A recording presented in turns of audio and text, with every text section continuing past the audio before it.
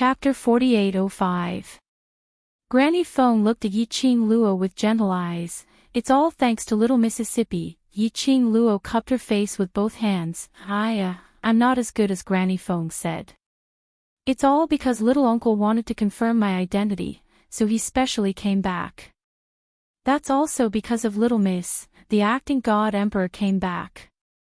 The more Granny Feng looked at this young lady who looked similar to the former god emperor, the more she liked her. No, they were not similar at all. The former god emperor had received the god emperor's inheritance since he was born, so he bore an extremely heavy burden. So there was always a hint of melancholy between the former god emperor's brows. Although the former god emperor would smile and be happy. But she was always so noble and elegant. She would never take off that mask of hers at any time. Anne. The little miss in front of her. Her brows were always filled with a smile that made people feel happy. That pair of long and narrow eyes. As if it was always lit with the light of hope. Her smile was always so bright. So that people could only see her. They couldn't help but smile along with her. This was the playfulness and liveliness that could never be seen on the former god emperor's face. Granny Feng's eyes were slightly red. Little miss, it's really great that you're back. It's a good thing that I'm back, don't cry. Yiqing Luo quickly stretched out her hand to wipe her tears.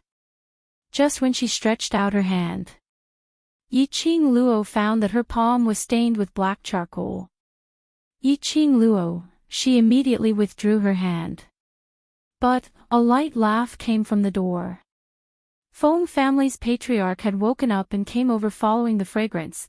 I knew you must have been busy in the kitchen early in the morning and made yourself look like a little flower face. When Granny Feng saw the charcoal on Yiqing Luo's face, she couldn't help but laugh. Yiqing Luo used her sleeve to wipe her face. She had stained her face with her hands when she was pretending to be bashful just now. Sure enough, shyness didn't suit her. The young lady's smear. Not only did it not erase the charcoal traces on her face. Instead, it made her face even more blotchy. Feng family's patriarch and Granny Feng laughed even more happily. What's the matter? Bloodbone Barbaric King also came over. When he saw Yiqing Luo, even the barbaric Bloodbone King's cold and expressionless face showed signs of cracking. The corners of the barbaric Bloodbone King's mouth twitched unnaturally.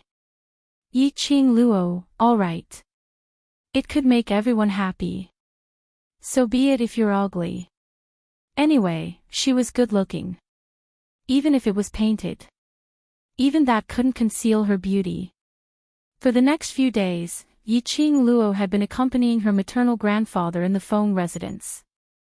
On the third day after Feng Liqiong left the Feng family, Feng Liqiong had returned. He also brought a team of divine guards to guard the Feng family. He even arranged for 2 groups of divine guards to protect Yiqing Luo in the dark. This posture made Feng clan master a little worried.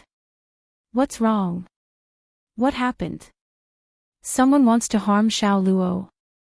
Feng family lord pulled Feng Liqiong back and asked with a serious expression.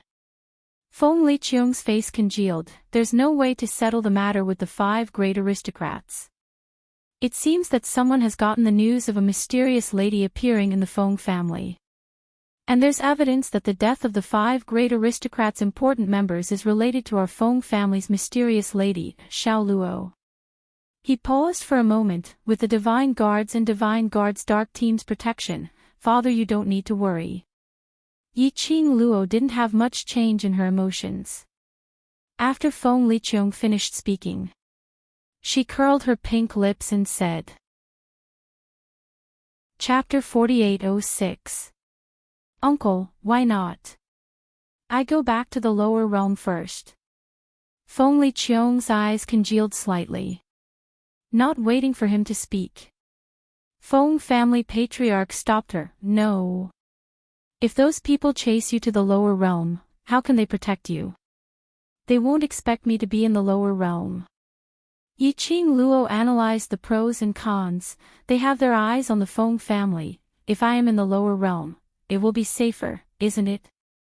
What's more, I came to the God realms suddenly. My brothers and sisters in the lower realm will definitely be worried about me. Yiqing Luo sighed softly. I should take the opportunity to go to the lower realm to tell them that I am safe. Qing Luo. Feng Liqiong coughed lightly. I also don't recommend you to leave the Feng family. Yiqing Luo looked at him. Feng Liqiong sighed faintly. No one knows to what extent those people have their eyes on you. If you leave the God realm and they follow, I'm afraid it won't just be you. You will meet with an accident. I'm afraid your brothers and sisters in the lower realm will also not be able to escape. His eyes were filled with concern as he patted Yiqing Luo's shoulder. The God's guards cannot stay in the lower realm for too long, otherwise it would destroy the balance in the lower realm.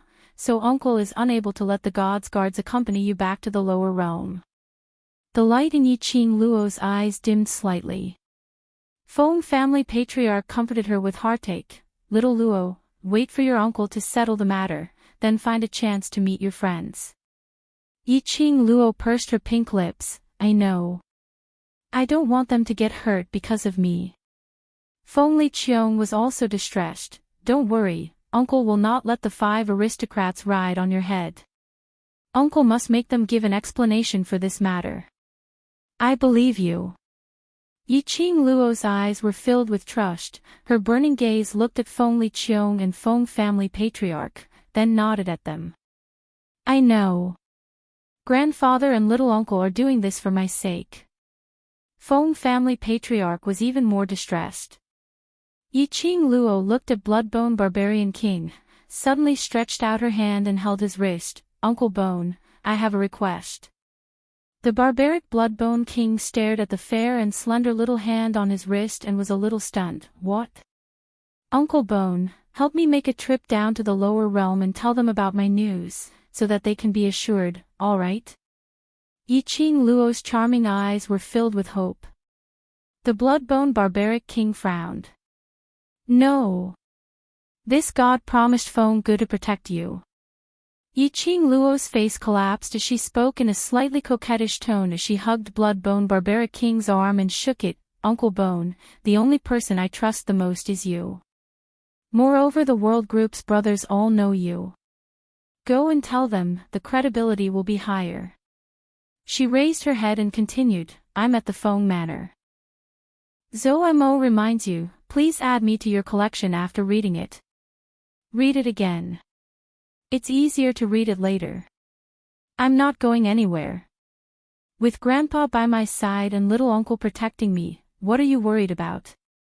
If worst comes to worst, you can just go and come back quickly. The barbaric Bloodbone King's attitude was very firm. But he couldn't resist the girl's coquettish offensive. In the end, he still agreed with a dark expression. Moreover, it was true. Leave quickly and return quickly. Therefore, after agreeing, he directly left the Feng Manor and headed down to the lower realm. He was simply the representative of action. But, no one discovered it. While the barbaric Bloodbone King was acting coquettishly towards Yiqing Luo, the two of them exchanged glances. His eyes were filled with deep scheming and deep meaning. Very shallow. Very quickly. There was no way to detect it. Yiqing Luo looked at the barbaric Bloodbone King's departing figure as she sat back next to Feng family patriarch. Uncle Bone, help me pass the message and I'll be assured. I'll stay in the Feng Manor to accompany Grandpa. Chapter 4807. Feng Liqiong also looked at Bloodbone Barbarian King's departing figure. After a long time, he retracted his gaze and looked at Yiqing Luo. Qing Luo, stay in the Feng Manor peacefully, with Uncle around. Uncle will not let anyone bully you. The young girl's charming eyes were curved. Her pupils, which were as clear as water, rippled with an unreal light. Blinking again, the young lady's eyes were filled with trust. I have always believed in Uncle. Feng Liqiong smiled. Then she hurriedly left. Feng family's patriarch saw Yiqing Luo staring at Feng Liqiong's back. He thought she was worried about the matter with the 5 aristocrats, so he comforted her. Don't think so much, leave everything to your uncle. Yiqing Luo turned back with a smile and held the old man's arm, leaning her head on his shoulder intimately. Grandfather and uncle's relationship is really good. He is grandfather's only son. The old man's eyes were kind as he smiled lightly. He has been by your mother's side since he was young. As for me, I have not fulfilled the responsibility of a father. I always thought that with your mother taking care of him, it was enough. His gaze gradually turned gentle. Later on, after Xiaoge passed away, I was sad, but he felt worse than me. He was depressed for a long time. He could tell. Grandfather really cared about Feng Liqiong. Very much. Family. Yiqing Luo rubbed her head on his shoulder. Grandfather still has me. I will take care of grandfather on behalf of my mother.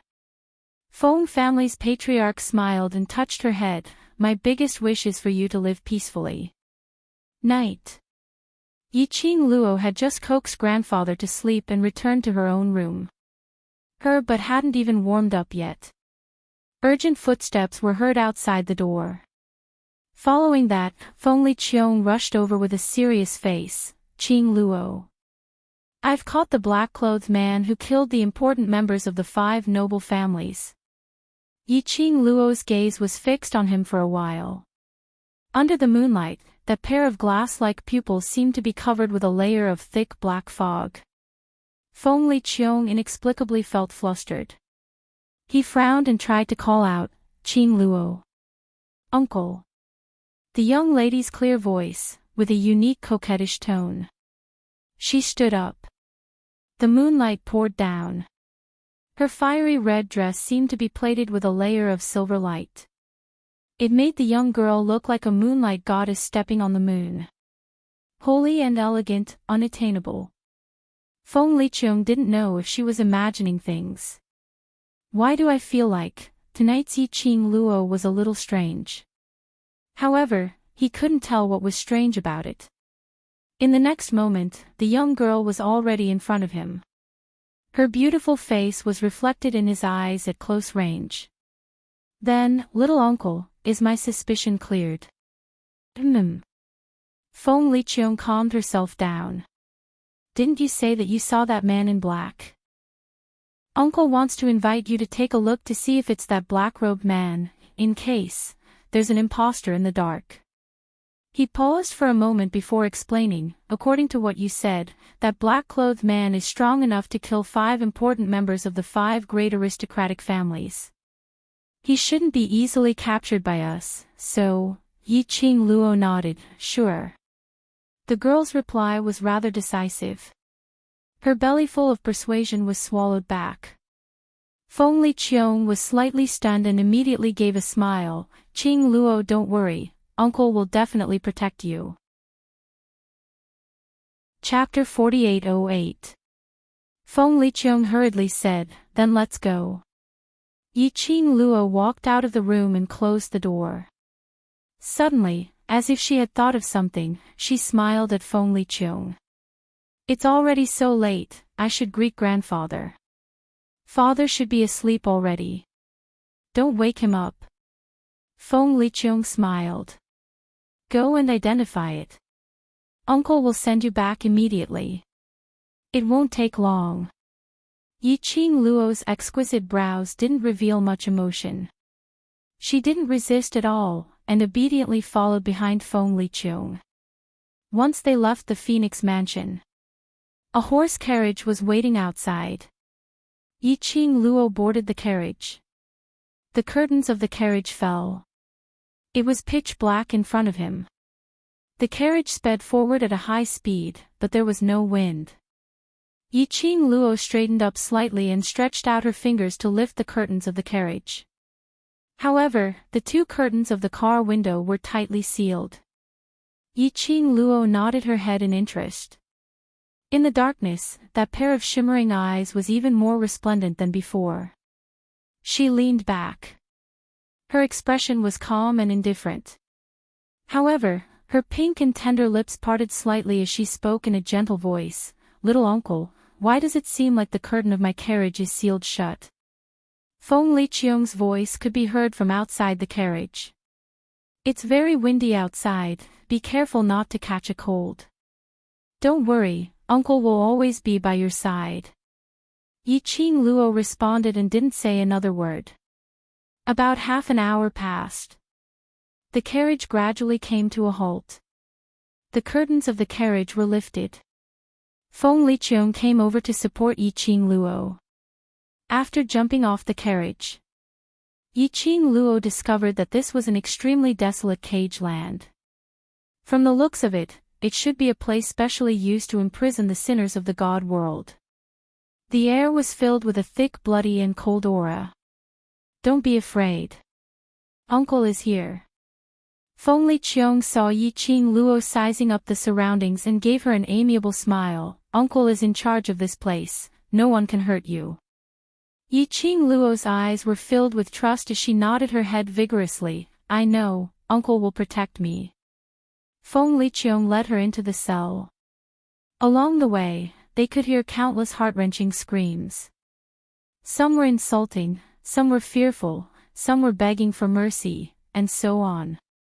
All kinds of voices were mixed together. Especially when Feng Liqiong walked in. The people who were locked up in cages made of special materials almost madly rushed to the cages, shouting at them. It was incomparably crazy. Yiqing Luo lowered her head slightly, as though she was afraid of such an environment. However, he kept glancing left and right from the corner of his eye. He memorized the faces of the people who were screaming crazily in the cage. Not long after, Feng Liqiong brought her to a spacious, dark room. The stone door closed. Almost all the sounds outside had been isolated. A luminous pearl was placed on a stone table not far away, illuminating the entire dark room. In the dark room, there was a man in a black robe hanging on a wooden stake in front of him. His body was bound by countless iron chains. At this moment, it was hanging there lifelessly. Apart from that, there was nothing else on the stone table where the luminous pearl was placed. Feng Liqiong stretched out her hand and made a "please" gesture towards Yiqing Luo. "Qing Luo, take a look, is this the black-robed man you saw?" Yiqing Luo stood on the same spot, not moving at all. "Qing Luo." Feng Liqiong felt a little strange as he pulled Yiqing Luo's arm. "Come over and take a look, don't be afraid, uncle is here." Yiqing Luo slowly struggled free from Feng Liqiong's hand. Her brows rose slightly as her gaze fell onto that black-robed man as she slowly shook her head. "No need to go over and take a look, it's not him." Chapter 4809. It's not him. Feng Liqiong's expression congealed as his brows creased tightly. When his gaze fell onto the young lady's face, his pupils constricted abruptly. The expression on his face was no longer as kind and amiable as before. Slowly, it turned cold. He looked at the young lady. Under the luminous pearl's light, the young lady's porcelain white face was indifferent and calm. Her long and narrow eyes rose slightly as it curled into a mocking cold arc. The brilliance in her eyes was like a sea of stars, even more resplendent than the luminous pearl. Where was there any? The innocent look of a delicate little girl who trusted her uncle wholeheartedly. And at this moment, the young lady met Feng Liqiong's gradually cold eyes. Her pink lips curled slightly as she casually said word by word, "Isn't it you?" What are you talking about?" Feng Liqiong's eyes changed slightly as her heart inexplicably jumped. Yiqing Luo cooperated as her pink lips curled into a faint cold arc as she repeated, "The black-robed man that I saw that day, isn't it you?" Feng Liqiong went silent. She didn't speak for a long time. No denial. At this juncture, it was considered as a tacit agreement. Yiqing Luo didn't speak either. She just stood calmly at the entrance of the dark room. Dressed in a fiery red dress, in this dark room, she was like an extremely dazzling rose in full bloom. Bright and eye-catching. There wasn't much emotion on her face. Not like she was afraid. And not flustered. As though she already had a foolproof plan in her heart. Or as though she had the confidence to not fear anyone. Such a Yi-Ching Luo. It was the Feng Li Qiong who had never seen her in the Feng family, or rather, in the God realm. After a long time. A light sneer came out from Feng Li Qiong's thin lips. He laughed lightly, that handsome face revealed a cold murderous intent. You, how did you know? Face, it was still that face. But the entire temperament had undergone an earth-shattering change. Feng Li Qiong had shed his benevolence, his amiability. From head to toe, he revealed an evil cold temperament. As though he was immersed in the darkness, filled with malevolent malevolence. Such a change did not cause the expression on the girl's face to change in the slightest. She still had a faint smile on her face, and her eyes were slightly raised. He really couldn't tell what exactly she was feeling at this moment. He seemed to be expressionless. It also seemed to be a taunt. Yi-Ching Luo replied nonchalantly, "Why doesn't little uncle continue to pretend?" "That's right. Our Ching Luo is so smart, even if uncle continues to pretend." In Ching Luo's eyes, "I'm afraid it's just a joke." Feng Li Qiong leaned forward, an oppressive aura came crashing down. Yi-Ching Luo took 2 steps back. She slowly raised her eyes, her gaze as calm as water. "Little uncle, you don't want to talk anymore." Feng Li Qiong's eyes were like torches, like a venomous snake, tightly wrapped around the young girl. It was as if he wanted to see through the girl's soul. He wanted to know what his opponent's trump card was. However, no matter how he looked at it, the girl was always so indifferent. Feng Li Qiong's eyes sunk slightly, and then moved away, withdrawing the aura that was released from her body. Ching Luo really has the demeanor of sister in the past, looking at you. Really makes me think of sister. Yi-Ching Luo's slender white fingers slowly touched her own face, smiling sweetly. "It's all thanks to this face which is similar to mother's, that I can live till now. Little uncle's feelings for mother is really enviable." Chapter 48:10. Yi-Ching Luo's lower lip curled up, her eyes were half squinted without much emotion. Feng Li Qiong only felt that the young lady's tone was full of sarcasm. He frowned, restrained his smile and asked sternly, "When did you find out?"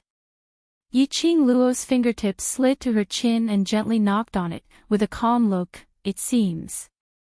I knew it from the beginning." "How is that possible?" Feng Li Qiong's brows knitted even tighter. "Where did I go wrong? Made you suspect me?" Yi-Ching Luo chuckled. "Uncle's most fatal mistake is that you are too confident." She raised her chin and explained word by word. "Actually, since I came to the God realm and was sent to the 100-Flower Garden, I have been suspicious of the so-called acting God Emperor. Of course, at first I didn't know that the acting God Emperor was my uncle. You knew my identity long ago, and had already determined that I was from your Feng family, so you have been scheming against me from the beginning." Yi-Ching Luo paused for a moment, her eyes faintly and silently looked at Feng Li Qiong. "I know, now you want to ask me, how did I know you were scheming against me?" Yi-Ching Luo moved her fingertips and took out a piece of jade pendant. That was used to stabilize her movement in the God realm, so that she could get used to the heaven and earth chi.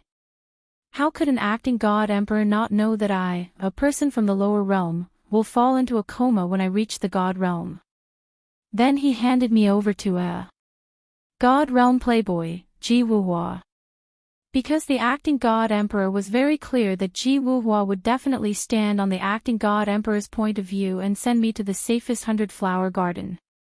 And because the young lady's pink lips smiled with a bit of ridicule, her narrow eyes revealed a bit of sharp cold light. because Ji Wuhua's room is connected to the back garden of the Feng residence. And coincidentally, the acting god emperor had something to deal with and asked me to stay in the god realm for a night. It was such a coincidence that I ended up staying in that room. And coincidentally, that night, that room overflowed with heaven and earth qi, causing me to open the door of the dark room and come to the Feng residence. The girl's every word. The expression on Feng Liqiong's face gradually became more and more interesting. After a while, he burst into laughter. How do you know that this isn't a coincidence?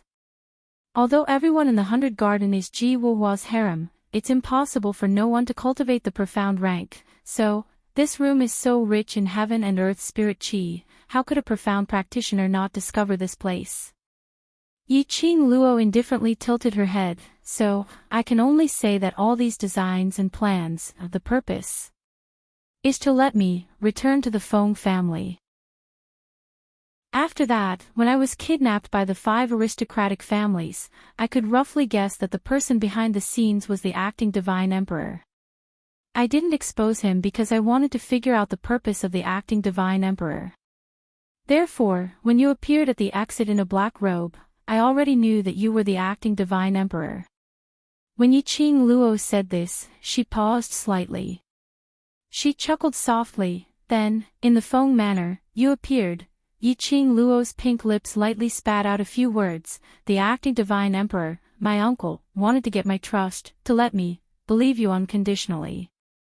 When I found out that my uncle was the acting divine emperor, my heart was really very sad. Chapter 48:11. The expression on Feng Liqiong's face was very strange. The way she looked at Yiqing Luo was also very strange. Why did this young lady look so calm? She had already guessed everything. But she was able to put up a show with him calmly. What kind of psychological quality did she have to be able to do this? Obviously, she was just a 15-year-old young lady. Feng Liqiong gazed deeply at the young lady. There was a cold glint in her eyes. She seemed to be pondering. What kind of environment did Yiqing Luo grow up until now? To have such a strong psychological quality. Feng Liqiong had to admit. This young lady was indeed Feng Ji's daughter. Such a stubborn temper. Exactly the same. Or perhaps, compared to Feng Gu, this young lady was even more outstanding. Feng Liqiong's throat moved. After a long while, a hoarse voice spat out a sentence. You deliberately disguise yourself, to beat me at my own game, to make me self-explode, right? That's not it. The young lady's voice still had her unique sweetness, the same tone as usual. When she acted coquettishly, Uncle wants to put up a show, so I cooperated with him. Such a tone. And the young lady's brilliant smile. Lin Fan's pupils constricted slightly. He stared at her, his voice deep. You're not afraid? Of course not.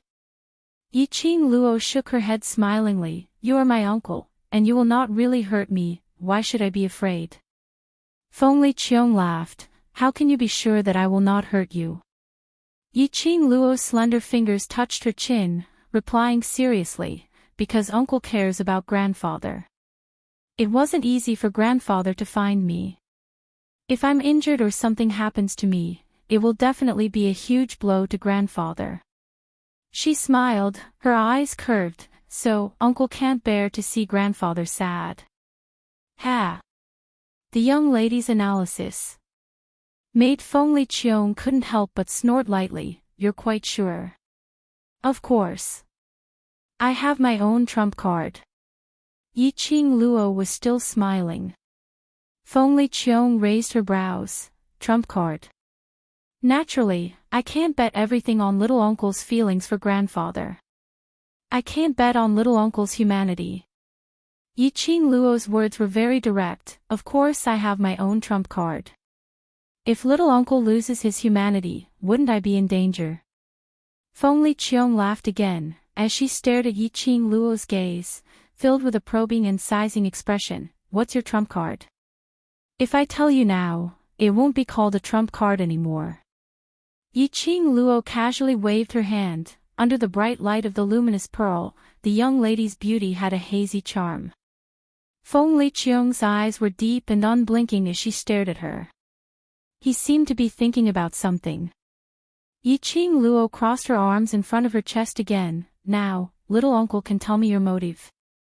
Feng Liqiang stared at her without blinking and did not answer her. There was silence for several breaths. Yiqing Luo turned around and headed towards the entrance of the dark room. The moment she moved. Swoosh! That black-robed man who was originally hanging on the wooden pole dragged the thick and solid iron chain as he speedily rushed towards Yiqing Luo. The black-robed man swiftly closed in, bringing along a piercing cold wind. In an instant, he blocked in front of Yiqing Luo, blocking Yiqing Luo's path. Yiqing Luo glanced at that man, paused her footsteps and turned to look at Feng Liqiang. Is little uncle going to use force on me? Chapter 48:12. Feng Liqiang glanced at the man. The black-robed man was silent for a moment. He slowly moved his body away. The iron chains that were dragged on the ground made crackling sounds in the quiet dark room. It was extremely ear-piercing. Yiqing Luo turned around once again as she pushed the dark room's door. This time, no one stopped him. But Yiqing Luo wasn't able to push that stone door open. She pushed twice. Seeing that the stone door wouldn't budge at all, he decided not to push it anymore. He turned to Feng Liqiang and said, "Little uncle isn't willing to tell us what he's here for, nor is he willing to let me leave. Let's just stand here and waste time." Her pink lips curled into a sweet smile. "In any case, when grandfather wakes up and realizes that I'm not in the room, he'll definitely remember that I was kidnapped by the 5 aristocratic families a few days ago. At that time, if he's provoked, you'll have to take full responsibility." Feng Liqiang's eyes darkened. Flicking her sleeve, she turned and walked back to the only stone table in the room. He shot a glance at Yiqing Luo. Yiqing Luo didn't hesitate as she walked over directly and sat opposite Feng Liqiang. On the table, there was a jar of wine and several upside-down wine bowls. After Yiqing Luo sat down, she directly picked up the wine bowls and poured 2 bowls of wine, placing 1 bowl in front of each of them. "Come, let's chat while we drink. I'm also rather curious, to make the acting god emperor personally go down to the sea, what is it exactly?" The girl finished the bowl of wine in one breath.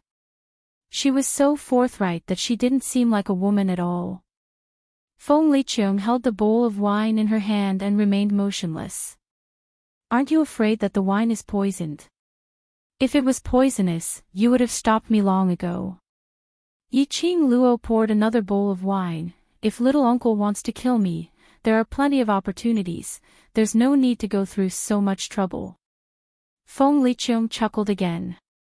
He picked up the bowl of wine and drained it in one gulp. His gaze was fixated on the young girl without blinking. There was a momentary daze in his eyes. It seemed to be through the girl. She thought of her mother, Feng Gu. Yiqing Luo didn't open her mouth to interrupt his recollection. At this moment, Feng Liqiang thought more about her mother. Perhaps it would allow him to retain some of his humanity. If Feng Liqiang's bestial nature were to explode, she would be in danger. Even if he had a trump card, he still had to be careful. Yiqing Luo continued pouring wine and drinking. He even refilled Feng Liqiang's cup. The two of them were silent. One bowl after another, they drank 3 bowls.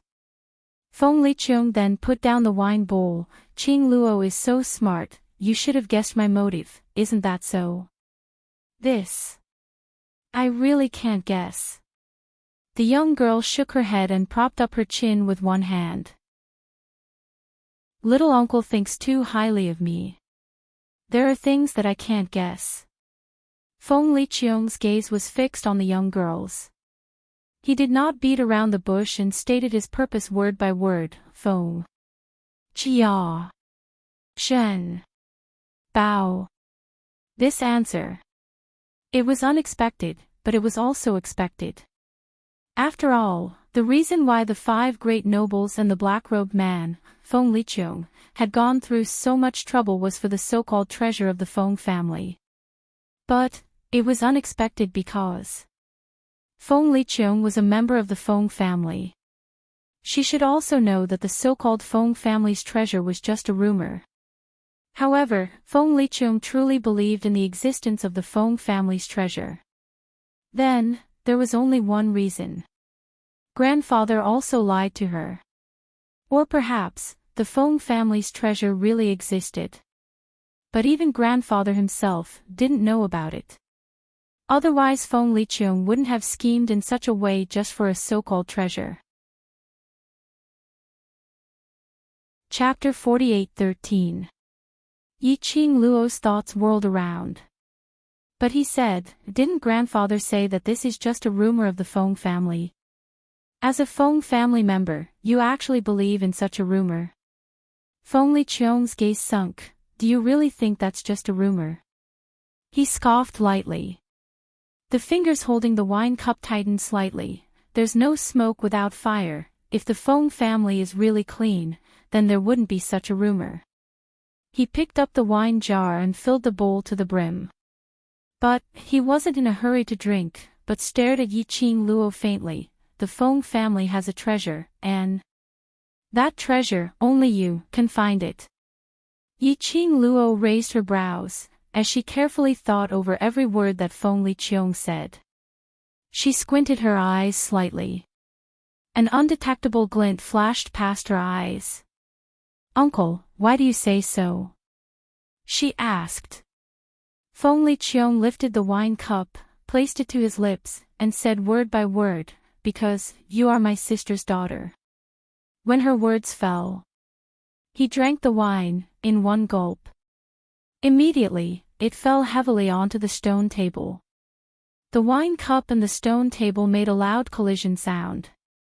The expression on his face gradually became a little twisted and strange. Even if my Feng family's second young master is my sister's biological brother, I still can't get everything from the Feng family.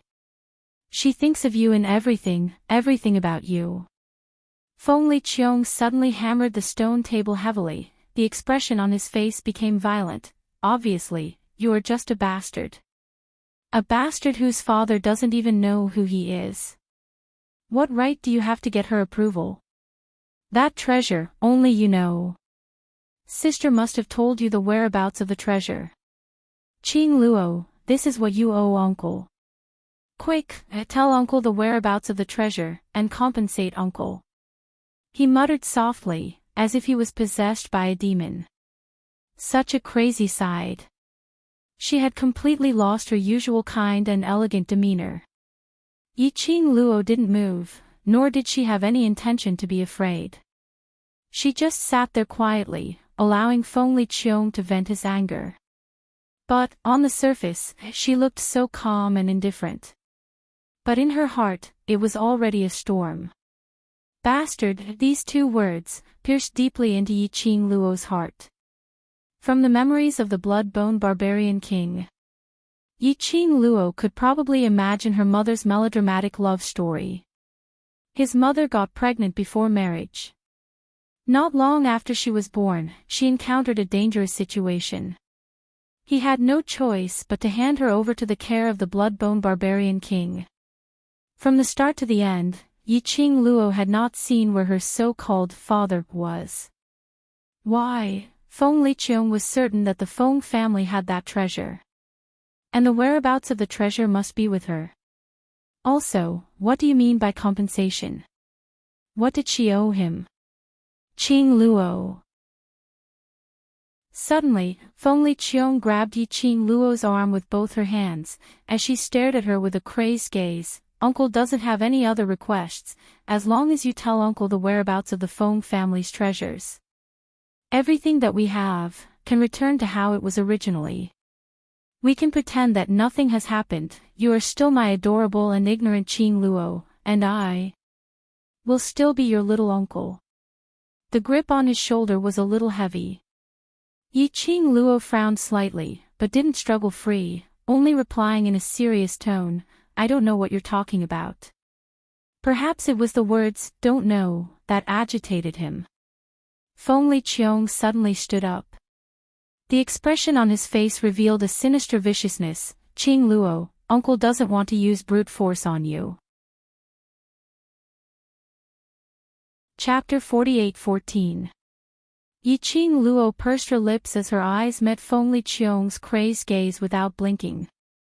On the phone, she could smell the strong smell of alcohol on Feng Liqiong. But she wasn't afraid of Feng Liqiong's vicious aura, or showing a timid expression towards Feng Liqiong. She was still as calm as usual. Her expression was calm and indifferent. She allowed Feng Liqiong to tighten her grip on her shoulders, her strength increasing. The two of them just like that. There was silence for a long while. Feng Liqiong released Ji Yunchu's arms and sat down on the stone bench. His breathing was rapid. The haze on his face had not dispersed. His eyes were overflowing with vicious aura, as though he was suppressing his own emotions. Uncle, if I knew what you were talking about, I wouldn't be sitting in front of you now. Yi Qing Luo saw him calm down and spoke calmly, I knew you had a problem. If I knew about the so-called Feng family's treasure, it wouldn't be yours. Feng Liqiong pressed both hands on the stone table, think carefully, do you have anything special on you, or that bone lord, is there any clue on him? Or rather, is there anything particularly deep in your memory? Feng Liqiong asked several questions consecutively. It was as if he had been possessed. Yi Qing Luo stared deeply at the crazy man in front of her, unable to describe the feeling in her heart. This man was her uncle. In fact, she did not feel much malice from her youngest uncle. Her uncle's feelings towards her grandfather was definitely not fake. He was actually a sentimental person. But his obsession had already made him unable to walk out of it. That Feng family's treasure, what on earth was it? Until Feng Liqiong stopped the barrage of questions. Yi Qing Luo then took a deep breath, I really can't recall.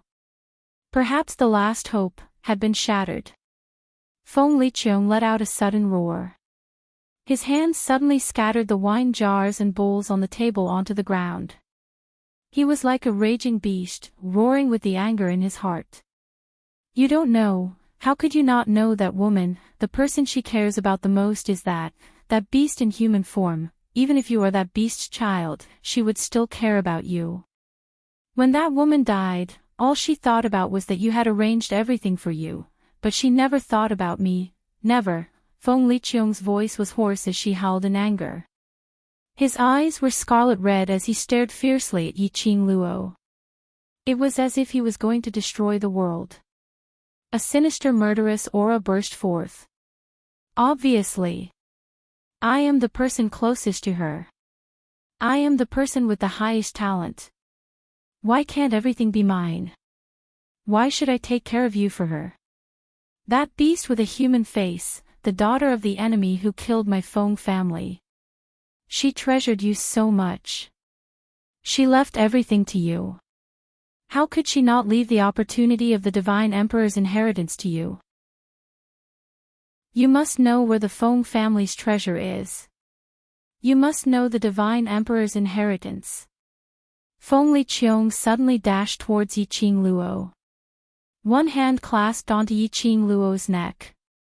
His tone was sinister and cold, Qing Luo, quickly tell your uncle where that woman hid the Feng family's treasure. As long as you get the Divine Emperor's inheritance and become the real Emperor of the Divine Emperors, you will definitely bring that woman to treat you as your own biological daughter and treat you well. Tipping Chi 100000 book coins for the 10th wave. Now she was still short of the chief of the alliance.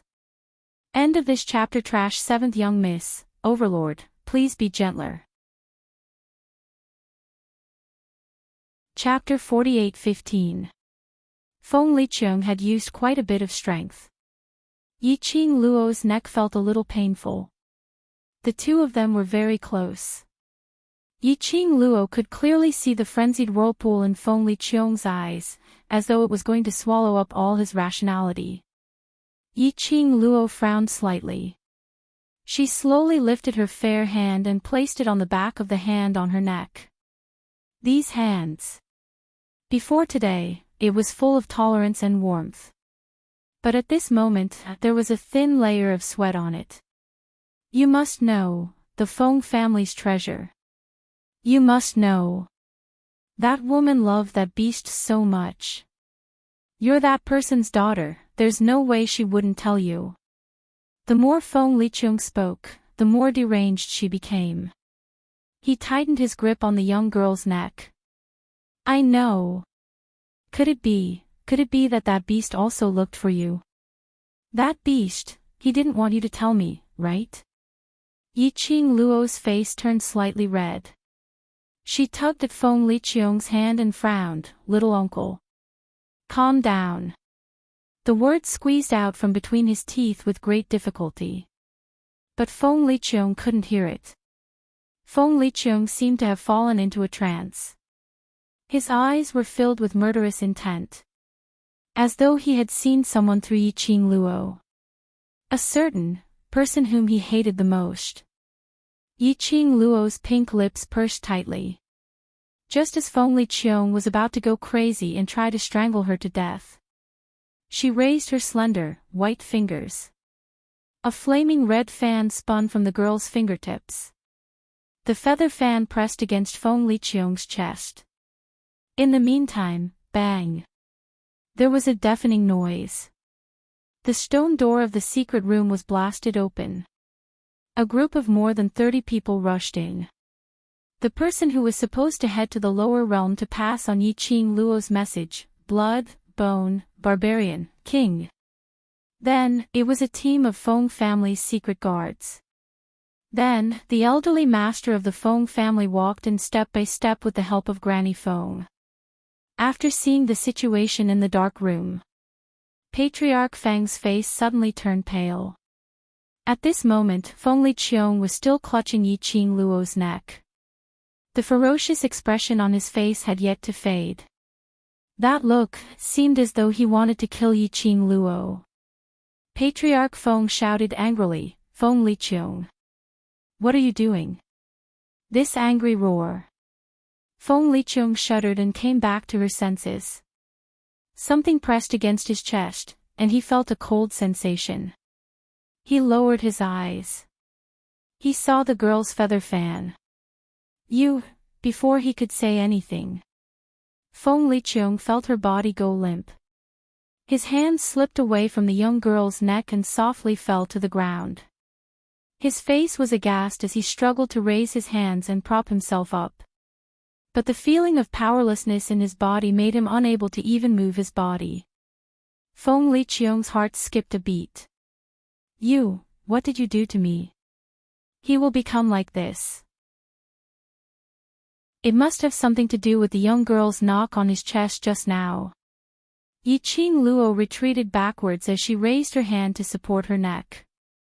Girl Luo. The blood-bone barbarian king rushed forward and supported the girl. His vision caught a glimpse of an obvious finger mark on the fair skin of her neck. His cold, malicious eyes suddenly darkened. Yiqing Luo rubbed her neck and smiled at the blood-bone barbarian king. Uncle Bone, I'm fine. Vile spawn. Vile spawn. Patriarch Feng trembled as he walked in front of Feng Liqiang. He stared at Feng Liqiang with a face full of disappointment.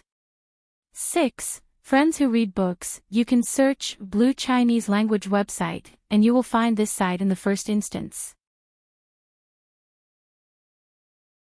Chapter 48:16.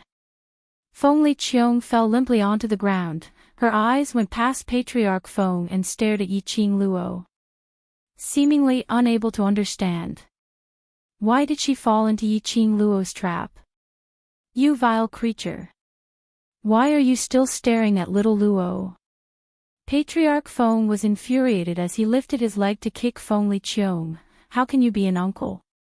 Feng Liqiong's eyes gradually returned to normal. That kick from Patriarch Feng wasn't light at all. But Feng Liqiong didn't even reveal a hint of pain. Why? He asked in a hoarse voice. It went without saying who this question was directed at. Patriarch Feng saw that he didn't know how to repent and completely ignored himself. He was so angry that his face turned red as he lifted his leg to kick again. Yiqing Luo hurriedly went forward and held the old man's body. Grandfather, don't be angry, I will be sad if you hurt your health. Her sweet voice soothed the anger in the old man's heart. Little Luo, it's grandfather's fault, grandfather. Failed to protect you. Patriarch Feng held the young lady's arm as his voice trembled. If it wasn't for Bone Lord's appearance in his room, telling him that little Luo might be in danger. Perhaps until now, he still wouldn't know Feng Liqiong's true colors. The person who kidnapped little Luo was actually Feng Liqiong. The more Patriarch Feng thought about it, the more uncomfortable he felt. Yiqing Luo comforted him in a gentle voice. I'm really fine, grandfather. Actually, I knew that uncle was the mastermind behind my kidnapping. I followed him here because I believe in him. She held the old man's hand and placed it beside her face. See, I'm really fine, uncle didn't hurt me at all. You're still speaking for that bastard. The more obedient the young lady was, the more guilty Patriarch Feng felt. Earlier scene, I saw it clearly. Once they barged into the dark room. What she saw was Feng Liqiong madly strangling the young lady's neck. That crazy and malevolent face. As though she wanted to strangle Yiqing Luo to death. Yiqing Luo shook her head, her eyes were gentle. Uncle can't hurt me. She let go of the old man and slowly walked towards Feng Liqiong, squatting down to support him. He had yet to meet Feng Liqiong. The old man frantically pulled her back. Little Luo, don't go over there. Little uncle can't hurt me in the slightest now. Yiqing Luo gave the elderly a comforting smile. I naturally can't bear to let grandfather be sad for me, so. Even if I believe in youngest uncle, before I came, I had already made full preparations. She patted the back of Feng Clan Master's hand. He stepped forward and helped Feng Liqiong up. Feng Liqiong's body was limp and boneless. The minute Yiqing Luo moved, her entire body's weight pressed onto her. He was her son after all. No matter how angry Feng Clan Master was, he was also distressed. His heart ached for Yiqing Luo, worried that she would be suppressed by Feng Liqiong. He immediately ordered his men to help him up. Yiqing Luo had just loosened her grip when Feng Liqiong suddenly grabbed onto the young lady's arm. What did you do to me? Feng Liqiong asked with great difficulty. Even now, he still could not understand. When on earth did he fall into Yiqing Luo's trap? Most importantly, how could Yiqing Luo possibly hurt him? You vile spawn, what else do you want to do? Feng Clan Master saw that Feng Liqiong still wanted to make a move on Yiqing Luo and immediately pulled the young lady behind him to protect her. Feng Liqiong stood in front of the young lady. Feng Liqiong's vision followed closely. Baidu read the latest chapter of Waste 7th Young Miss, Overlord, lightly tap Love Claw Machine Bookstore for free. Chapter 48:17. Nothing. Yiqing Luo supported him with one hand and comforted him. I told you, I have a trump card. She smiled and explained in a gentle voice, since I already knew your identity, how could I not guard against you? I asked Uncle Bone to help me pass the message, it was just a show for you. Uncle Bone had never left my side since the beginning, he was just hiding in the dark. Because I know, once Uncle Bone is not around, you will definitely take the opportunity to set up a trap. As it turned out, her guess was right. After the barbaric Blood-Bone King left, Feng Liqiong took action. The barbaric Blood-Bone King had been following them secretly. He immediately informed the Feng family's patriarch and sought help from the Feng family's secret guards to break into Feng Liqiong's territory. Apart from these trump cards, Yiqing Luo's words paused for a moment before she continued. When little uncle was investigating me, didn't he know that I am a medicine master, especially an expert in poison? In addition, she had been in contact with the Miao Gu family and the Wu Gu family for a long time. She had some understanding of Gu-related things. Combining these two things to refine a poison, even if it was someone from the god realm, it was enough to give him a hard time.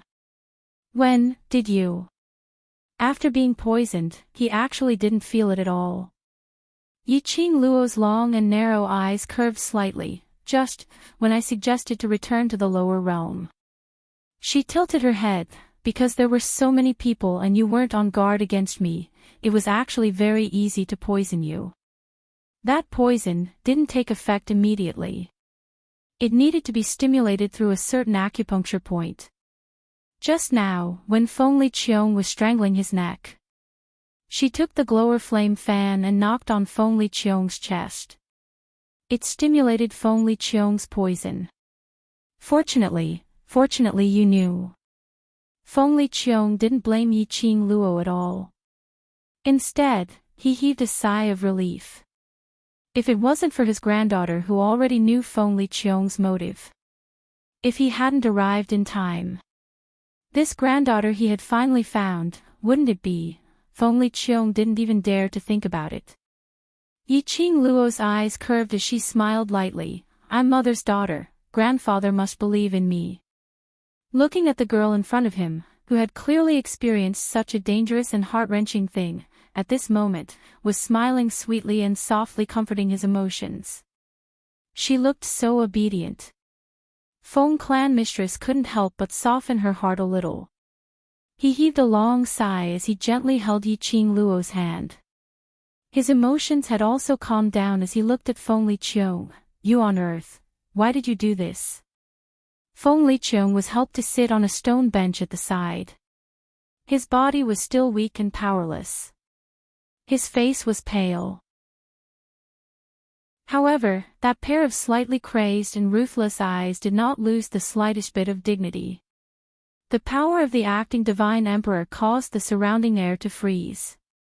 He chuckled softly. He looked at Feng clan master amusedly, but his eyes were full of anger and unwillingness. Why, you ask me why, he snorted softly. I really want to ask you, do you ever treat me as your son? The man's handsome face revealed a bit of craziness and a bit of ridicule. He leaned on the stone table as he laughed loudly. Since young, the only person you could see was sister. No matter where you go, only sister is worthy of your pride. Obviously. I'm the eldest son of the Feng family. I'm the one who should inherit the Feng family. Baidu read the latest chapter of Trash 7th Young Miss, Overlord, lightly tap on my beloved claw machine bookstore for free. Chapter 48:18. Chapter name, Feng Liqiong's Inner Pain, listening to Feng Liqiong's words. Feng family's patriarch's expression changed slightly. You have been coveting Xiao Ji's position. The old man's voice was trembling, as if he couldn't believe it. Feng Liqiong sneered.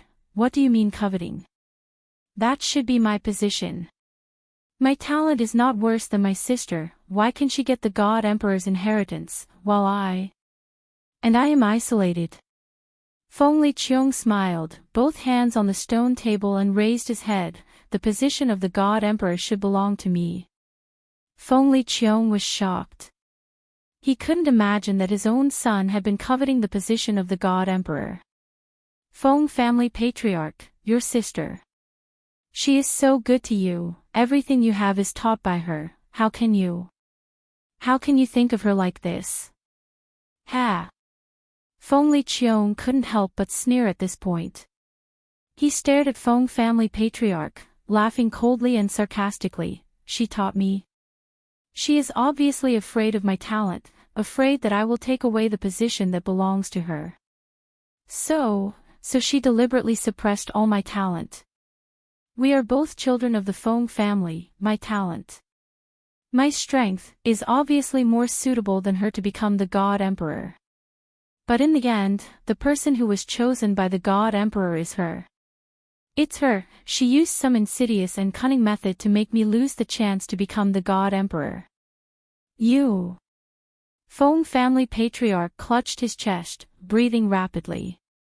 Feng Liqiong looked crazy. The most hateful thing is, since she has taken away the position that belongs to me. But she doesn't pay for her position. She's selfish and only thinks of herself, knowing that she will inherit the position of the God Emperor in the future, knowing that she shouldn't be moved. But because of that bastard, that beast, she threw away her identity. That bastard, that beast. How many wrong things did she do? If she is not the God Emperor, what she did is enough for the people of the God realm to tear her into pieces. Feng Liqiong stared at the cold-looking blood-bone barbaric king standing next to Yiqing Luo. And you, sinner. He had once used that kind of evil forbidden technique to kill so many people from the divine world. You should have been executed and your soul scattered, never to be reincarnated. She, on the other hand, used her position as the divine emperor to fake your death and deceive the world. She doesn't deserve to be a God Emperor. She doesn't deserve to be the God Emperor. Feng Liqiong shouted hoarsely, venting all the resentment she had buried in her heart for a long time. He complained again and again about how Feng Gu had degraded herself for a man, even giving birth to Yiqing Luo. In the end, he was abandoned. In the end, she died because of that man. Do you see how peaceful the God realm is after I took over the position of God Emperor? There's no war, no forbidden technique, and no fighting. I am the most suitable person to be the Emperor of the Divine Emperors. As long as I can find what Big Sister left behind, the God Emperor's inheritance will surely acknowledge me. After Feng Liqiong's hysteria, his eyes looked crazily at Yiqing Luo. She definitely will. That thing is with you, hand it over and let me become the real God Emperor. He pounced towards Yiqing Luo as though he had gone mad. Vile spawn. Are you crazy? Feng family's patriarch immediately protected Yiqing Luo behind him. Baidu read the latest chapter of Waste 7th Young Miss, Overlord, lightly tap Love Claw Machine Bookstore for free. Chapter 48:19. Little uncle doesn't really hate mother, but Feng Liqiong had yet to stand up. He fell limply onto the ground again. His whole body was weak and unable to support him to make a pouncing action. But Feng Liqiong's actions had completely infuriated Patriarch Feng. He had never thought that his own son's heart had accumulated so much dissatisfaction towards Feng Gu and the Feng family. That son who always liked to stick to Feng Ji's side, calling her sister. He actually had so much dissatisfaction towards Feng Gu. He had always thought that ever since Feng Liqiong became the acting God Emperor, she had done her best. It was because she wanted to protect this peace for Feng Gu. He had not expected. All he wanted was to compete with Feng Gu. How much anticipation he had for Feng Liqiong previously. How disappointed he was now. The entire dark room gradually quietened down. Only Feng Liqiong's heavy panting could be heard. Yiqing Luo looked at Feng Liqiong and then looked at Patriarch Feng. Her pink lips curled slightly as she said to Blood Bone Brute King, Uncle Bone, help me lift little uncle up. What little uncle? He doesn't deserve your title at all. Feng family master said angrily. Is there anyone like him as an uncle? Don't call him little uncle. Doesn't he like to be the God Emperor? Let's call him the noble God Emperor. Our Feng family is not worthy of him. Feng Liqiong was furious. He stared at Feng Liqiong angrily, full of angry words. Yiqing Luo smiled as she helped the old man to sit on the stone bench.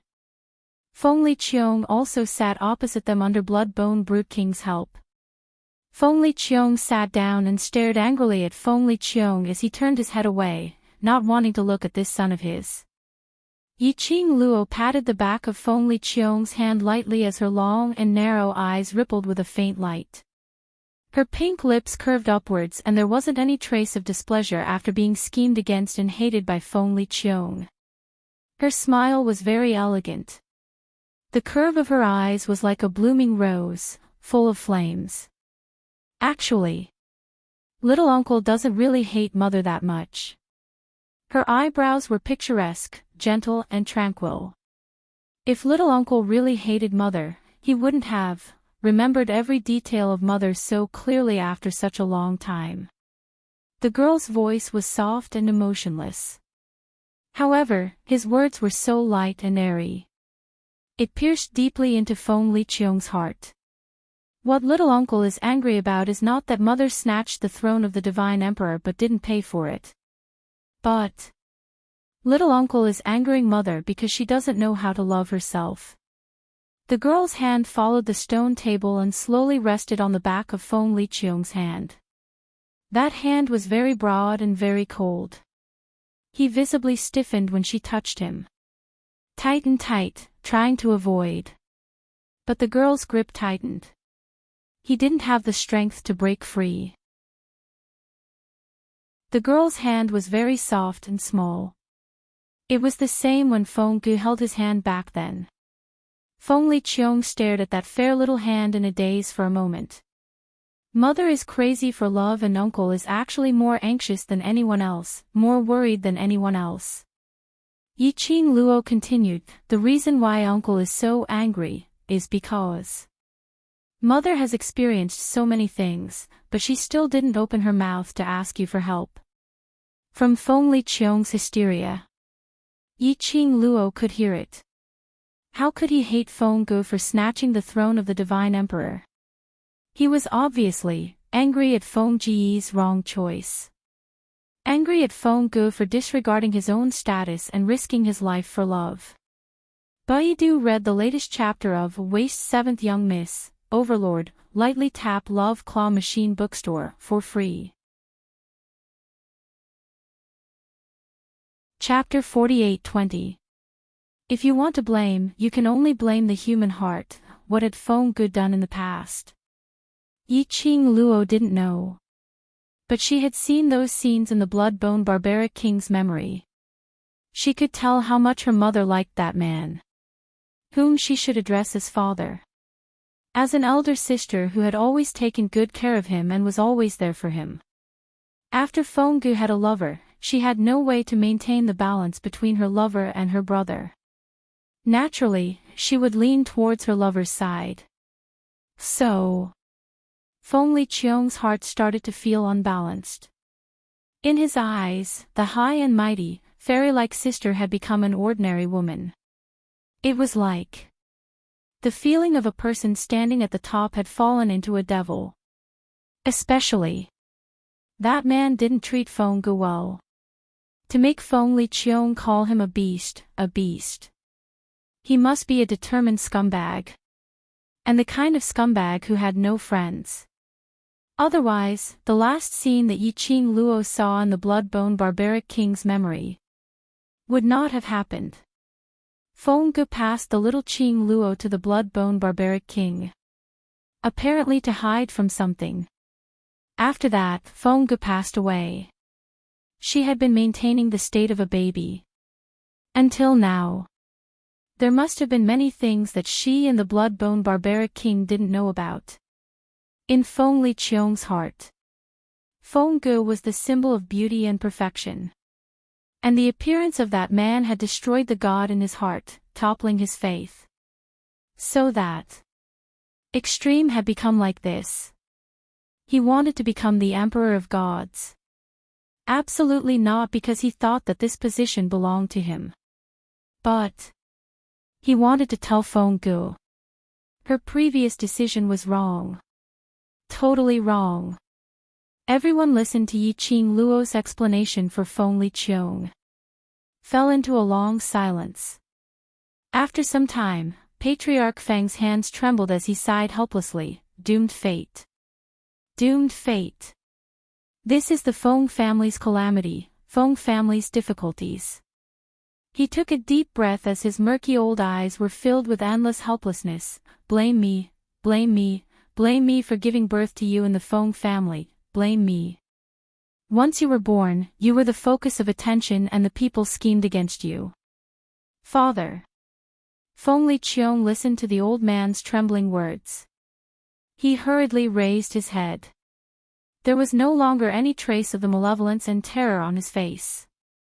He shook his head desperately. It's not your fault. If you want to blame someone, blame the human heart, the human heart. The father and son looked at each other, speechless. It was as if they were recalling the past together. Yiqing Luo didn't say anything else to break the atmosphere between them. She quietly pulled the blood-bone barbarian king out of the dark room. After walking out of the dark room, the blood-bone barbarian king glanced sideways at her. Why? Don't you want to ask about what happened back then? Now is not the time. Yiqing Luo shook her head. Grandfather and little uncle were too agitated. I'll ask him when I have the chance in the future. She raised her head and looked at the barbaric blood-bone king. Uncle Bone, do you know, who exactly is that man? It could be said. The appearance of the man. It was the calamity of the Feng family. That man destroyed the entire Feng family. The pupils of the barbaric blood-bone king shrunk slightly, and his expression became colder. A very ordinary person. If he's really ordinary, why would Mother take a liking to him? Yiqing Luo patted the barbaric blood-bone king's shoulder lightly. That man. Since he could enter Mother's eyes, there must be a reason. If we can find out the reason, perhaps we will be able to know that man's motive for getting close to Mother. Chapter 48-21.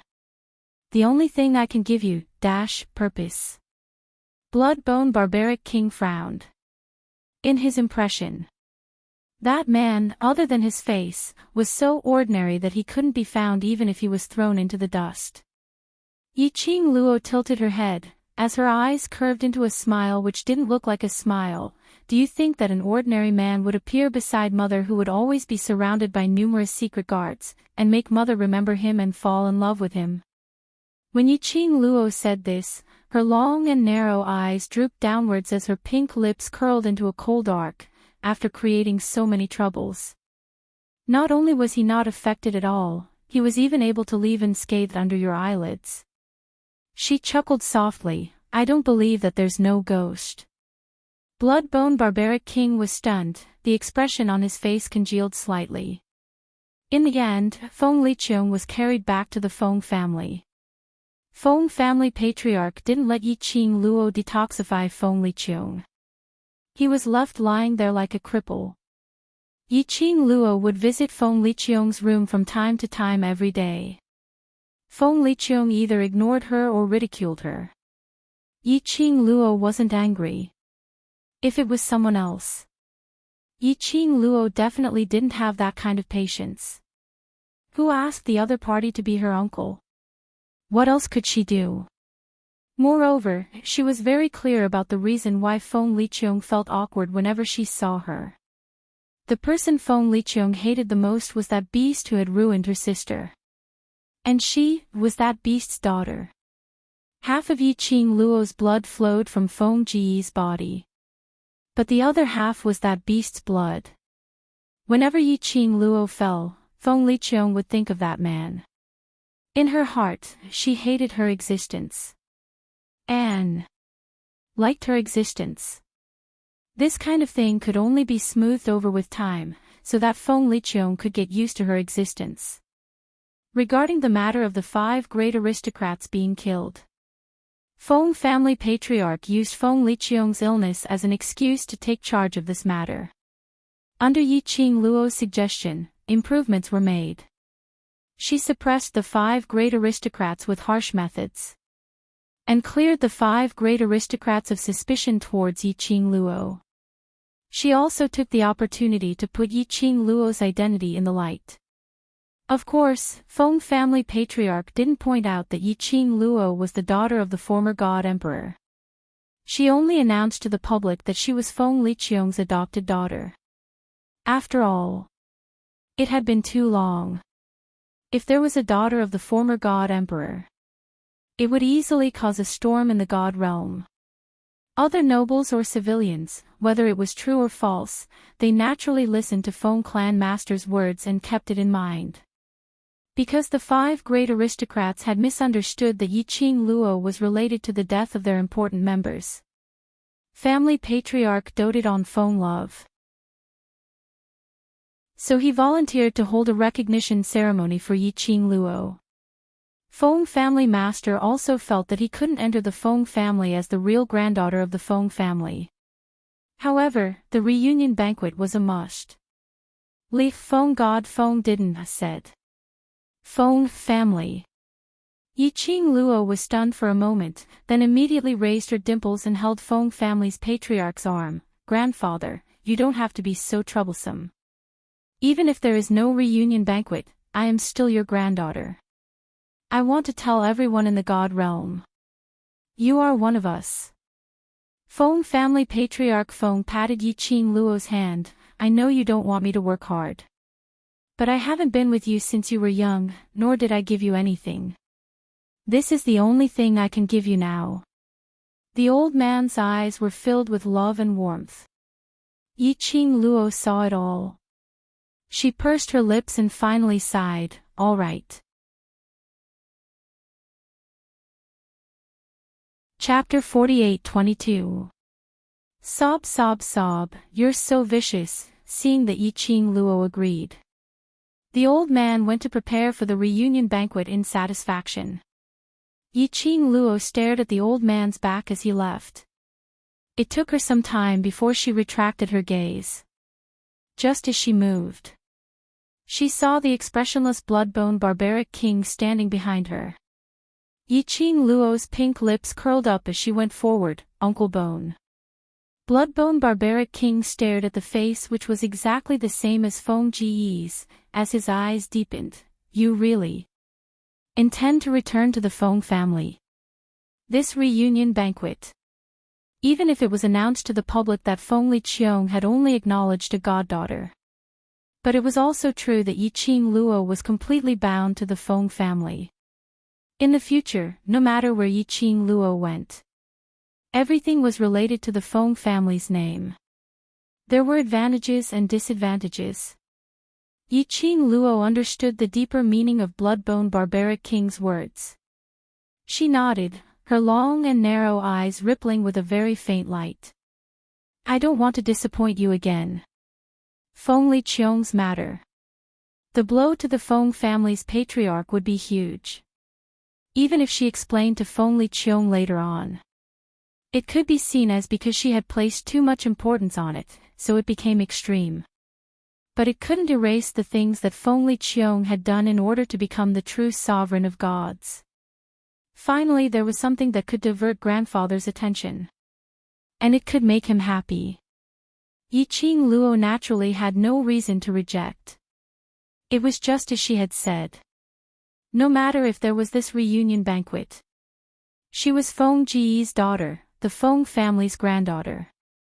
This point would never change. Other than that, actually I have another reason. The girl's voice suddenly became a little lower. She raised her eyes, the emotions in her eyes were solemn. Seeing this, Bloodbone Barbaric King seemed to have formed a tacit understanding as he closed his eyes. He released his perception to sense the surrounding atmosphere. Until the maximum range of his perception.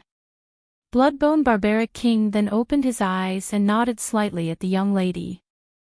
Yiqing Luo lowered her eyes, her voice was slightly low. I have an ominous premonition. Bloodbone Barbaric King's cold expression remained unchanged. Need my help? Pay more attention to the reunion banquet. Yiqing Luo's eyes narrowed slightly as a sharp glint burst forth. Once the matter of the 5 aristocratic families was exposed, the matter of me in the god realm had almost spread throughout the entire god realm. She paused for a moment before continuing, I'm an outsider, so I'm sure many people will try to find out who I am. Therefore, the palace of gloomy darkness, which had been silent for a long time. If he knew this news, they would probably take action as well. I understand. The barbaric Blood-Bone King nodded. Yiqing Luo gave an elegant smile to Blood-Bone Barbaric King. Thank you for your hard work, Uncle Bone. The reunion banquet was set for 3 days later. In these 3 days, there were quite a number of people who came to visit. They were all rejected by Patriarch Feng. Yiqing Luo carried Feng Shi and wandered around the Feng family. Until the 3rd day. The banquet had already begun. Yiqing Luo was dragged out of bed by Granny Feng early in the morning. After freshening up, he saw Ji Wuhua's devilish face. Dressed in a pink luxurious robe that smelled like horse fleas, he posed in an incomparably bewitching posture as he lay on the long bench, smiling seductively at her. Yiqing Luo instantly sobered up. She walked straight over. She lifted her leg and stepped on Ji Wuhua's chest. Ji Wuhua's reaction was swift. He clutched his chest and pretended to be grief-stricken. Miss Qing Luo, how could you do this to me? Sob sob sob, you're so vicious. Yiqing Luo. Use this tone to talk to me again, I will let you know what is called true viciousness. Chapter 48-23. Ji Wuhua climbed up from the ground. That devilishly beautiful face revealed a bit of the evilness of a pretty boy. He staggered towards Yiqing Luo as if he had no bones. Seeing Yiqing Luo raised her fist again, Ji Wuhua paused and looked aggrieved. Miss Qing Luo, I was dug here by Feng family head early in the morning because of you. How can you treat me like this? He touched his face with one hand. For Miss Qing Luo, I even sacrificed my rest time. You must know that if I don't sleep well, I will become haggard. The minute I become haggard, I'm not handsome enough. The minute I'm not handsome enough, Miss Qing Luo will not be moved by me. He pressed his chest and his body fell towards Yiqing Luo's direction. Miss Qing Luo, aren't you touched? When the man's tall and straight body fell down, his peripheral vision suddenly caught a glimpse of red. The young lady's fingertips were holding a feather fan which looked like a raging flame. The feather fan looked very exquisite and small. It was glistening like blood red.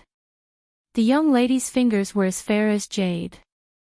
However, Ji Wuhua clearly saw a wisp of sharp silver light floating above the fan. Once he leaned over, that fan would directly scratch his face. The young lady's careless voice was in his ears. It's not important whether I am touched or not, the important thing is, I feel that you don't dare to move. Ji Wuhua, if King moved, his handsome face would be gone. She absolutely wanted to destroy his face so that she could inherit his beautiful face. Dream on. Ji Wuhua's body stiffened. Miss Qing Luo, can you give me some face? I am after all one of the 3 kings, the Flower King. No. The young lady's answer was very straightforward, without any hesitation. Ji Wuhua, then can you keep the weapon back? Have you thought about what to say? Yiqing Luo raised her eyebrows and looked at him.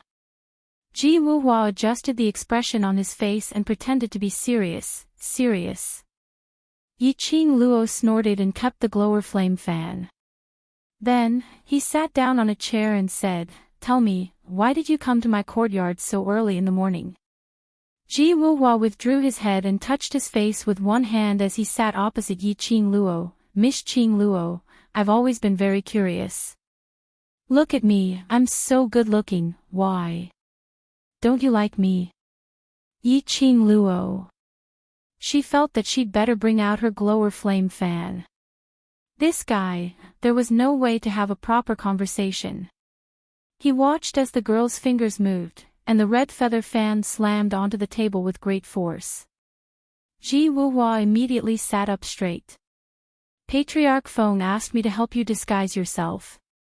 After that, he explained seriously, I'm telling you, I'm the Flower King, one of the 3 kings. I'm not afraid of you. I won't argue with you for the sake of the Feng family. Disguise? Yi Qing Luo totally didn't listen to what Ji Wuhua said at the back. Her attention was focused on the first half of his sentence. The girl touched her face with her slender fingers. My face. Why do I need to disguise myself? The heavenly realm is not like other realms. Although the heavenly realm is divided into classes, but there are many existences outside the classes. Like the Feng family, there are forces that have existed for thousands of years. At this moment, Ji Wuhua became serious. Your face is too similar to that of the former divine emperor. Chapter 48-24. Other forces may have seen the former Emperor of God, or perhaps have a portrait of the former Emperor of God. So for Miss Qing Luo's safety, Feng family had decided to let me help you disguise, in case of other accidents. Yi Qing Luo thought for a while and understood her grandfather's concerns. If the other forces in the God realm knew that she was the daughter of the former Emperor of God, the entire God realm would not be peaceful.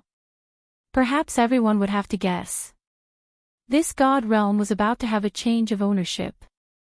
Especially if she met any ambitious forces. If they wanted to take this opportunity to achieve a certain purpose.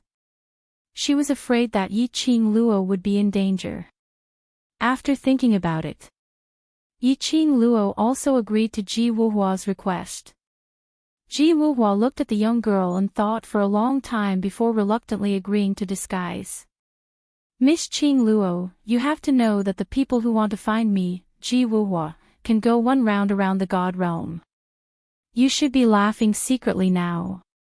Why should I laugh secretly? Can't I laugh openly? Yi Qing Luo curved her pink lips and raised her eyebrows at him. Ji Wuhua said, okay, you are a member of the Feng family, you are right. It was really difficult to flirt with this Miss Feng. Originally he just wanted to prove that his charm was not affected. But the more he flirted, the more he doubted his charm. Can't he shut up? Ji Wuhua directly took out the tools and began to toss Yi Qing Luo's face up and down. After this toss, just like that, it took 4 hours. Yi Qing Luo couldn't bear it and fell asleep in the middle. When she opened her eyes again, Ji Wuhua was already finishing up the work. The man who was as handsome as a fox lowered his head. His face was no longer the pretentious demeanor and the cheeky look that made people want to hammer him to death. His eyes were full of seriousness and solemnity. Actually, this Ji Wuhua did belong to the type of handsome man. When he was serious, he was not bad. But the man who was serious for no more than 3 seconds, after being stared at by Yi Qing Luo for a while. Suddenly he laughed proudly with his hands on his waist. Miss Qing Luo, now you've finally found out that I am extraordinarily handsome, have you fallen in love with me? Yi Qing Luo. Was it too late to take back the compliment? He was simply a peacock. Yi Qing Luo rolled her eyes. Hurry up and do it. Ji Wuhua pushed him towards the bronze mirror. It's done. Yi Qing Luo looked at the bronze mirror. Her long and narrow eyes were slightly startled. In the bronze mirror, there was an extremely seductive and beautiful young girl. Her porcelain white skin was like jade, and it seemed to emit a jade-like glow. Her pair of charming eyes were curved, and at the end of her eyes, there was even the outline of a gorgeous mandala flower blooming. She had a sharp nose and bright red lips. Her facial features were exquisite. Regardless of whether they were taken apart or gathered together, they were pleasing to the eye. Simply, she looks like a domineering sister. It could be said that this face was completely different from her previous face, but it still vaguely resembled her. This was the same as what she had experienced in the 21st century, one of the four great evil arts of Huaxia, the makeup artist, the beauty filter, big eyes, thin face, and so on. But this face made the young girl look even more like an older sister. Her smile and frown made her look extremely flirtatious. Don't you think it's great? Ji Wuhua was full of pride. My disguise skill, if I claim to be number 2 in the god realm, absolutely no one dares to claim to be number 1. He deliberately raised his brows. A look of adore me. The end of this chapter. Waste 7th young miss, Overlord, please be gentler. Chapter 48-25. Yiqing Luo touched her own face. It felt so real, as if it was her own face. Or rather, after Ji Wuhua had disguised her face, there was no feeling on her face at all. It was as if this face was originally her face.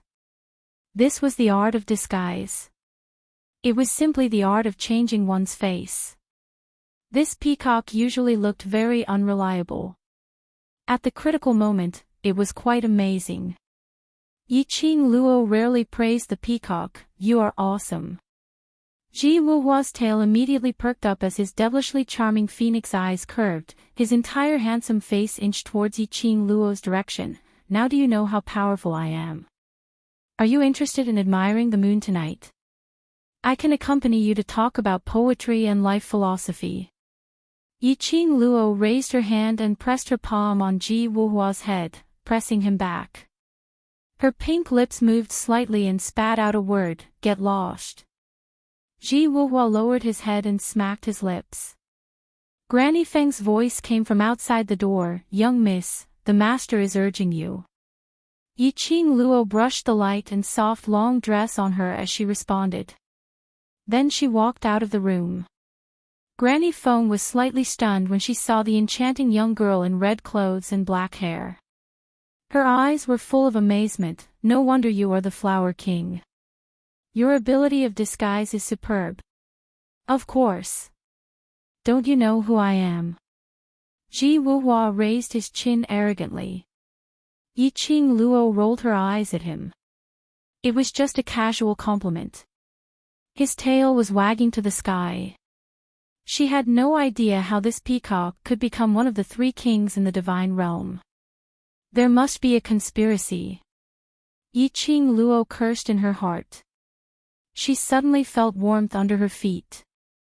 Xiao Tuanzi hugged her leg and rested his chin on her leg, looking up at her. Fairy sister, Xiao Tuanzi was dressed in a luxurious brocade robe and his hair was neatly combed. Xiao Tuanzi was so handsome at such a young age that he could attract many girls' hearts.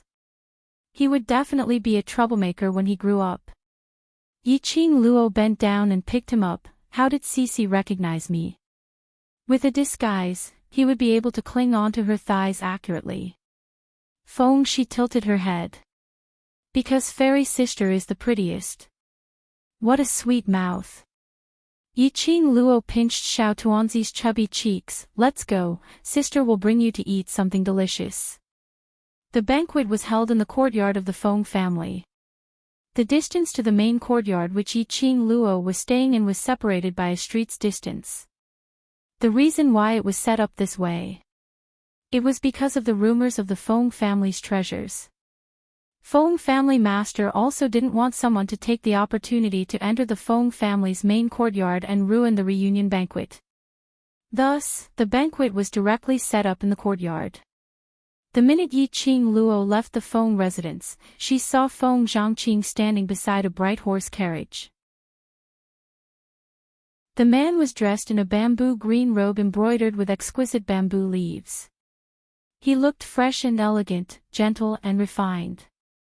While he stood there quietly. He was extremely quiet. He did give off the vibe of a young master. He heard footsteps. He immediately raised his head, and when his gaze fell onto Yi Qing Luo, he gave a warm smile. Miss Qing Luo. Yi Qing Luo smiled at him. The group boarded the carriage. Then they headed towards the direction of the courtyard. The courtyard was extremely spacious. Feng family master set up the banquet in the garden. Beautiful purple and red flower beds, shady trees. It looked extremely beautiful. In the huge garden, table after table of delicacies were set up.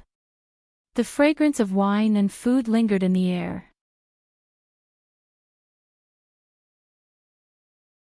Chapter 48-26.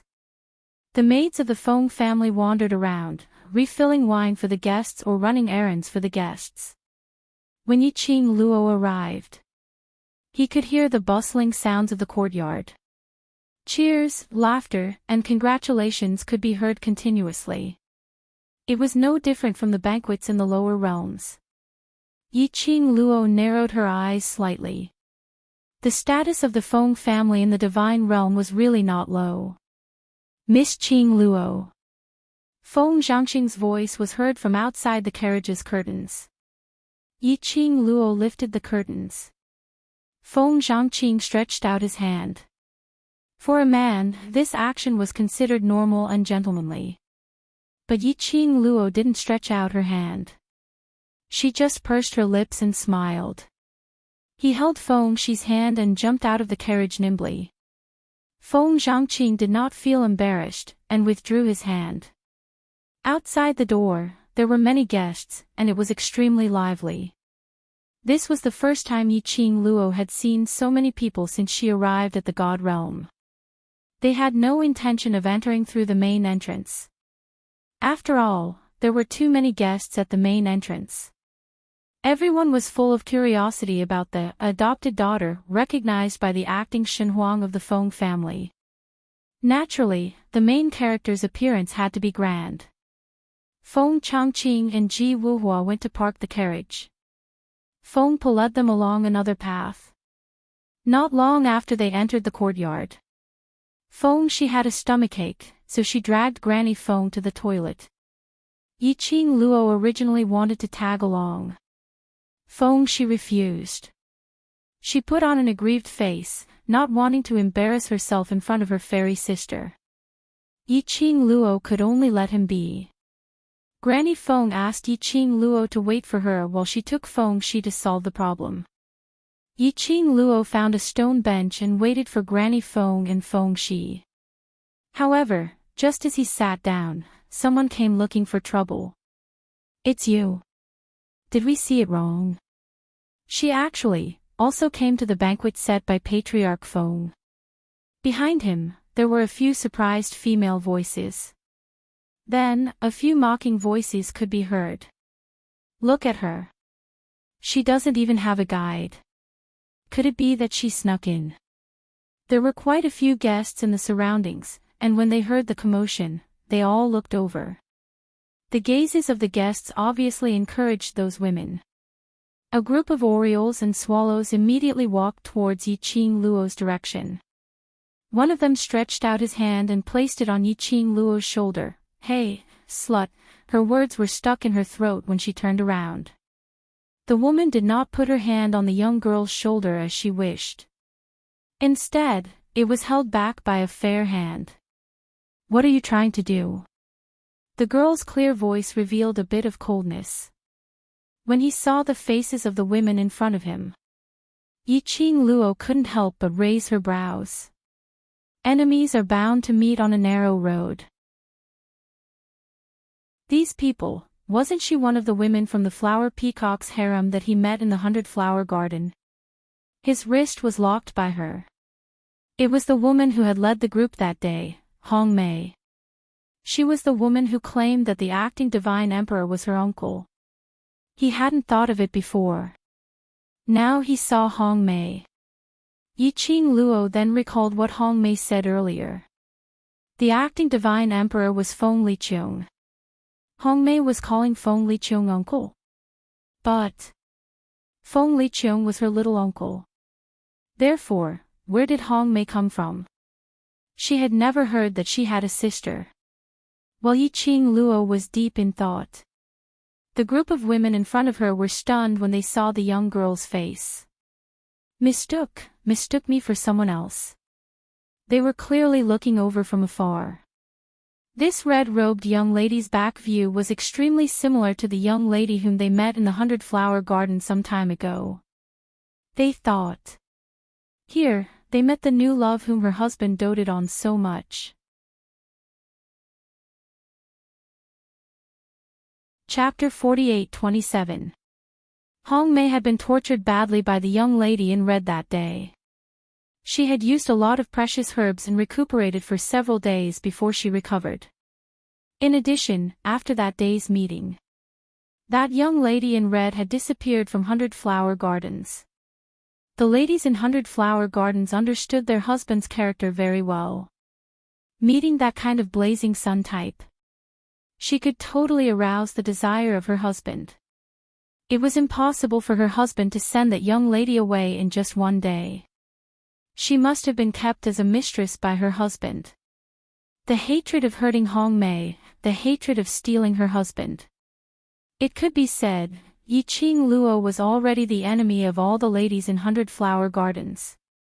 So when they saw such a similar back view, the ladies couldn't suppress the hatred in their hearts and rushed forward.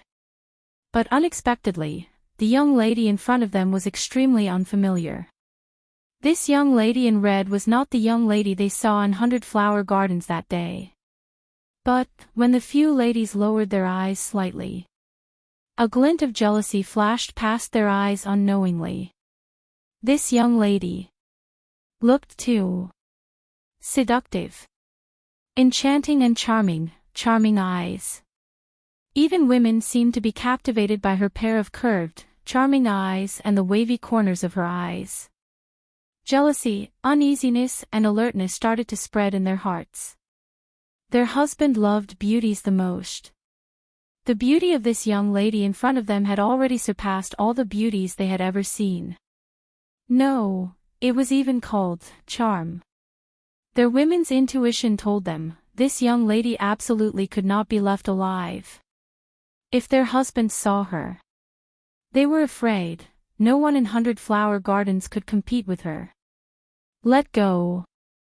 Hong Mei stared at the young lady's coquettish face as she gritted her teeth and spat out 2 words. She thought that she had taken good care of her body. Her skin was fair and soft and could be called a beauty. But when the young lady's hand clasped her hand and lifted it slightly, the young lady's slender and long hand seemed to emit a jade-like glow, which made her hand look like an old man's hand. Enchanting and charming, smooth skin and jade-like bones. Yiqing Luo's pink lips curled up as she gave a mocking smile. Apologize. Hong Mei's eyes widened instantly. Do you know who I am? You dare to ask me to apologize? Yiqing Luo's slender fingers exerted more strength. He could vaguely hear the cracking of the bones in the woman's wrist. She still smiled sweetly. No matter who you are, you still have to apologize. She looked at Hong Mei's pained expression and her sinister facial features. Her smile became even wider. I'm just sitting here, but you guys don't give me a chance to talk. Not only did you insult me, but you also hit me. Pausing for a moment, the girl's charming eyes narrowed, revealing a bit of sharpness. Is this the upbringing of your great family? This is the Phoenix Manor's territory. You're not allowed to behave atrociously here. Apologize. One sentence after another, clear and bone-piercing words spat out from her pink lips. When he said the last 2 words, the endless chill seemed to have melted into the air. You. Hong Mei's heart skipped a beat. Although the young woman before him was not the red-clad young woman he met in the 100-flower garden a few days ago, she was still a young woman. But at the same time, it was also arrogant and disgusting. Behind him, there was a group of girls watching. Hong Mei would never admit defeat. Otherwise, wouldn't her prestige in the 100-flower garden be swept away? Her eyes were filled with murderous intent as she endured the intense pain from her wrist. The other hand was raised up as it slammed down towards Yiqing Luo's face. Carrying a majestic profound chi, it seemed as though it was going to destroy the young lady's face. Yiqing Luo on the other hand released her wrist as her figure abruptly retreated 2 steps.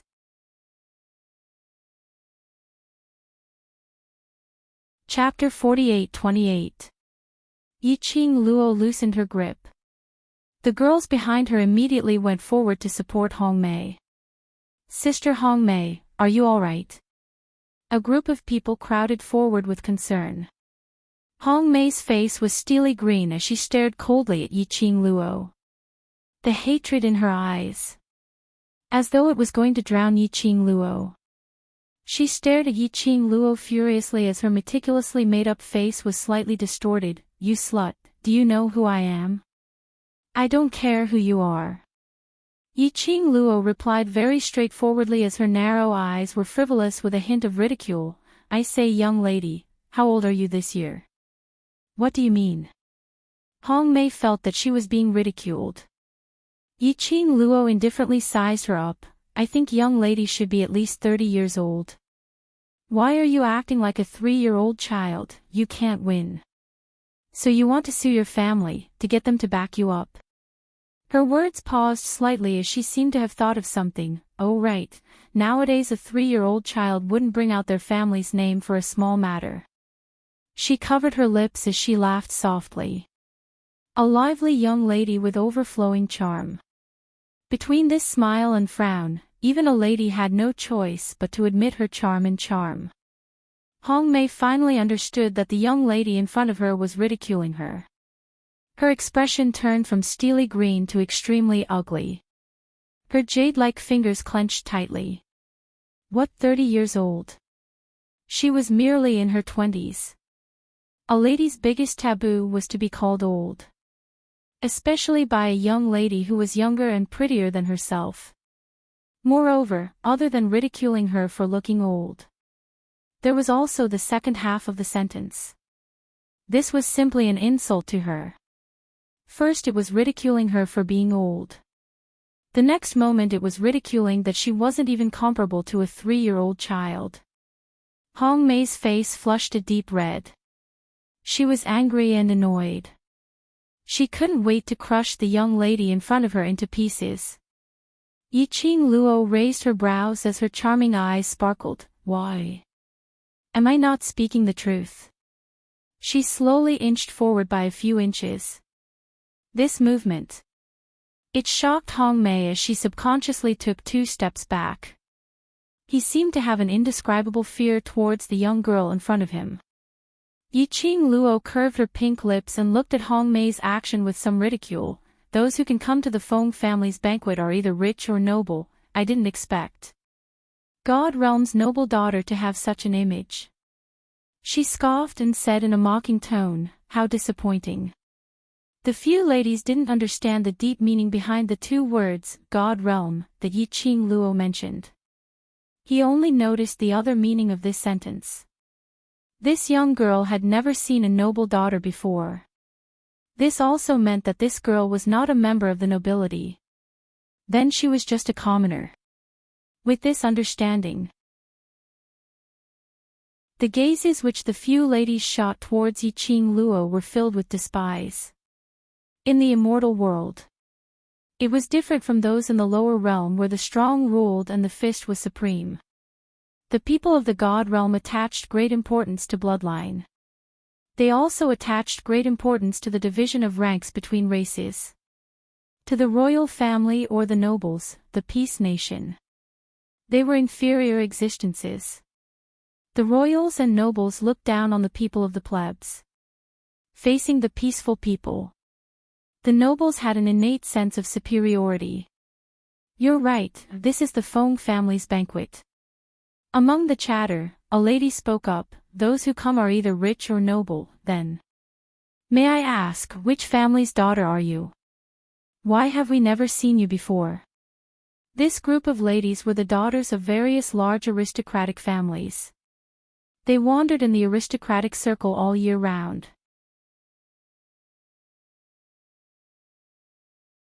Chapter 48-29. Naturally, he knew all of the young ladies and young masters of the various nobles. They were certain. This was the first time they met this young lady. Very unfamiliar.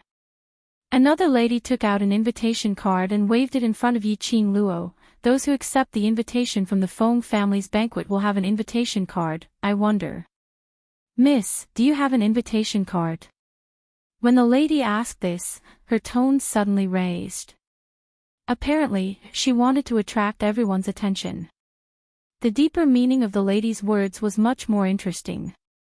Yi-Qing Luo didn't have an invitation card, which meant that she had snuck in through some shameful means. As for the purpose of sneaking in, a beautiful and enchanting young lady sneaking into a banquet full of nobles. What purpose could there be? Wasn't it the same thing? Instantly, the surrounding guests and the few ladies in front of her all looked at Yi-Qing Luo with a gaze filled with ridicule and deep meaning. Facing all kinds of gazes from all directions. Yi-Qing Luo's expression didn't change at all. She faintly raised her eyebrows, arms crossed over her chest, looking languid and amorous. I don't have an invitation card. Sure enough. Hong Mei revealed a complacent smile. Without an invitation card, how did you enter the Feng family? Yi-Qing Luo lowered her eyes and looked at her feet. I walked in, don't tell me I flew in. You don't have an invitation card, who will let you in? Hong Mei spat, you're obviously the one who sneaked into the Feng family without permission. Yi-Qing Luo casually hooked her lips, I'm really sorry, I happen to be the kind of person who doesn't need an invitation card and can still walk sideways in the Feng family. She curled her lips and glanced at Hong Mei with ridicule and ridicule, I'm different from you. This was simply a blatant ridicule. Hong Mei's face was almost twisted into a ball. You're still quibbling. Hong Mei looked behind her. Go, ask the Feng family's housekeeper to come over. Say that we caught a person who sneaked into the Feng family's banquet without an invitation card. The lady responded and hurriedly turned around to look for the person. Yi-Qing Luo crossed her arms and leaned against the stone table behind her. This Hong Mei was really a troublemaker. Whenever they met her, they would always cause trouble. Lin Mingya wondered how her youngest uncle managed to have such a niece. If this Hong Mei was really little uncle's niece, Lin Mingya would not be able to help her. She decided, cut off all ties. She would never call a fool her sister. Yi-Qing Luo looked in the direction where Granny Feng and Feng Shi had left. He calculated the time. He guessed that Granny Feng would be back soon. Yi-Qing Luo wasn't in the mood to tangle with Hong Mei here. He still had to rush over to his grandfather's place. If grandfather waited for too long, the other guilds were worried. Moreover, when Feng Shi came over later, the kid would see such an unfriendly side of her, which might traumatize him at such a young age and make him think that women were terrifying creatures. That would be terrible. He could teach these little scums a lesson whenever he wanted. Don't panic. There was still a long way to go before the banquet. He would send Feng Shi over after he met his grandfather. Let's play slowly. Her pink lips were curled into a smile, and her eyebrows seemed to be filled with mockery. This caused the group of women to gnash their teeth in anger. Hong Mei was just about to say a few words of mockery before the Feng family's housekeeper arrived. But she suddenly heard the young lady call out in a frivolous tone, "Oh, isn't that Flower King and Master Feng?"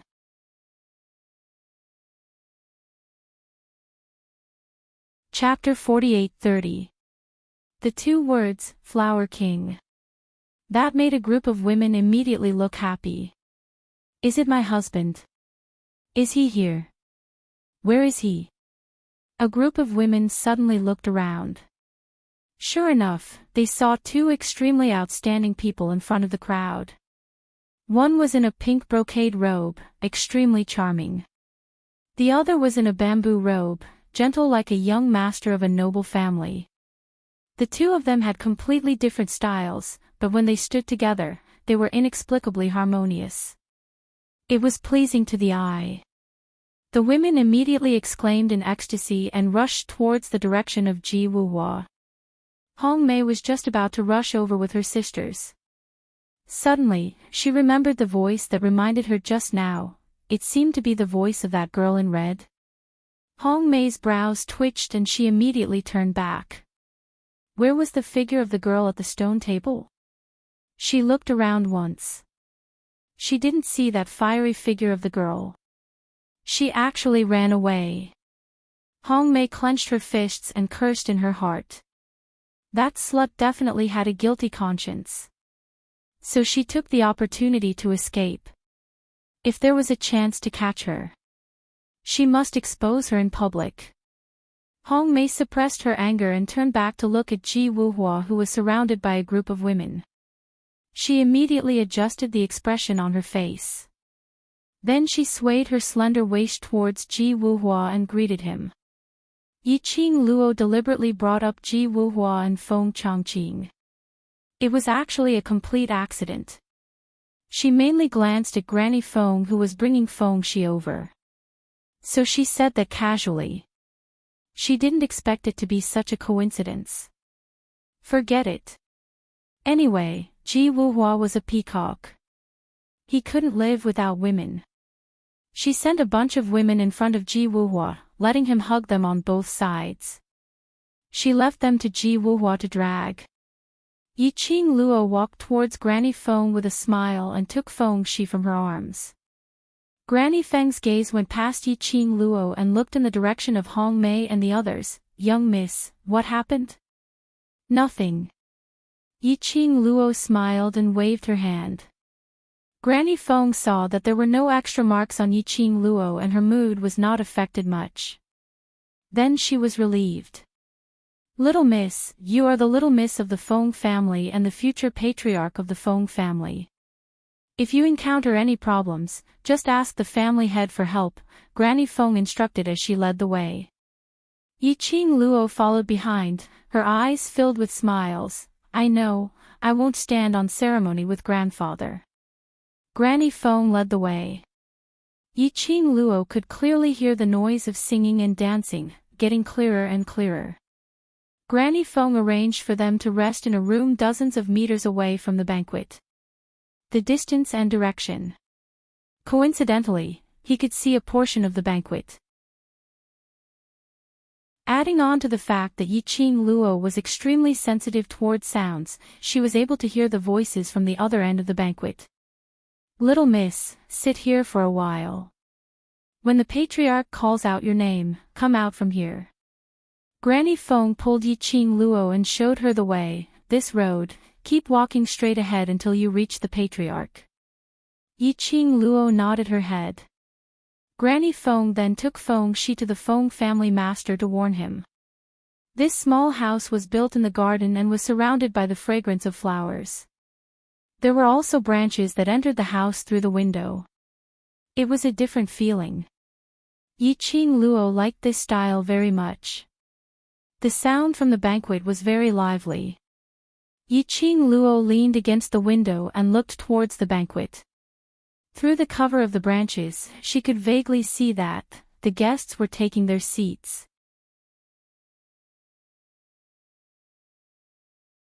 Chapter 48-31.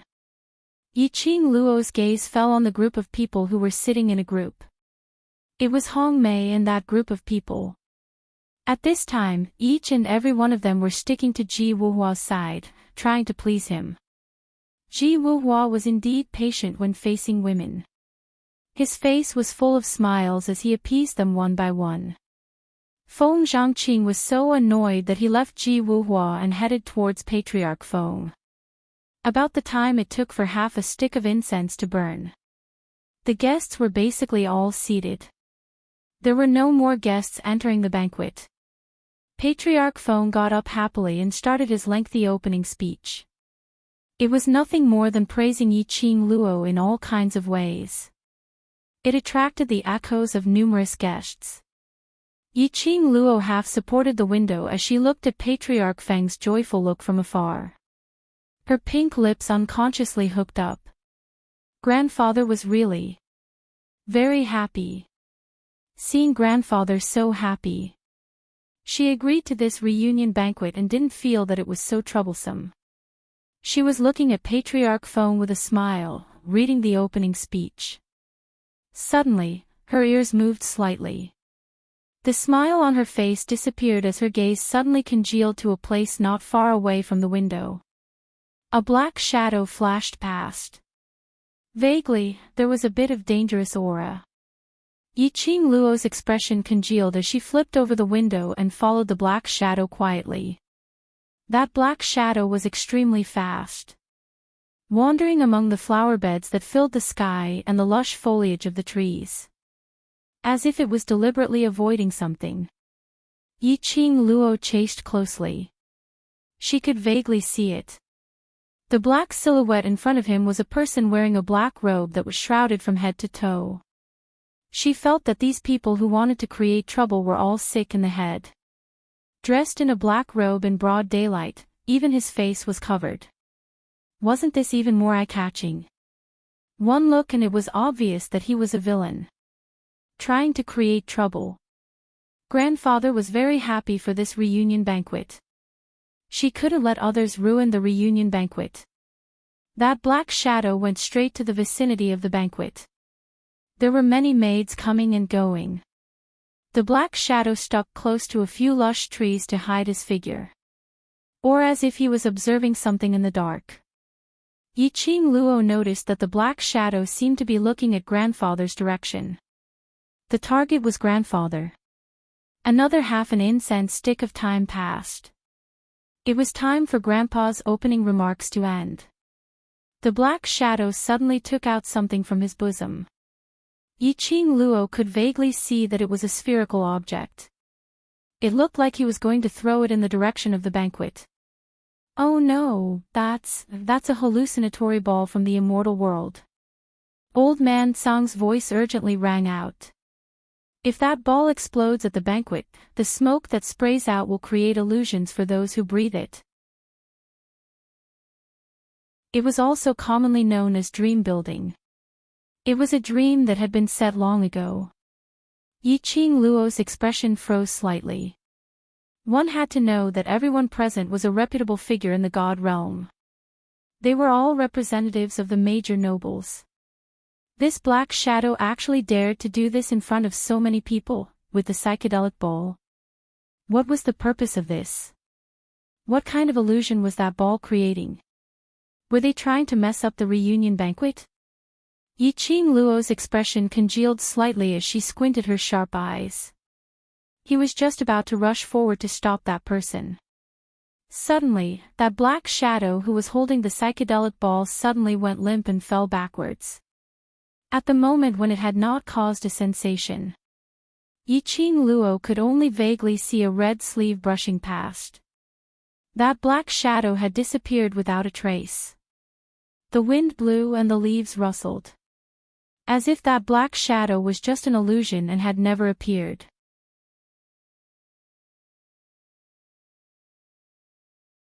Chapter 48-32.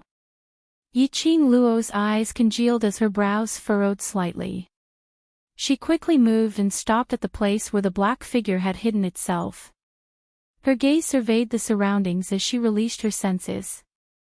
Indeed, she didn't feel any abnormality. Impossible. Someone must have taken that black shadow away just now. What was their motive? Not waiting for Yiqing Luo to ponder over the reason, a mischievous person came looking for her. It's you. Hong Mei's voice was heard. You commoner, you really sneaked into the banquet. What motive do you have? Yiqing Luo turned her head. Then, he saw Hong Mei leading a few of her bewitching girls and 10-odd guards charging over in a ferocious manner.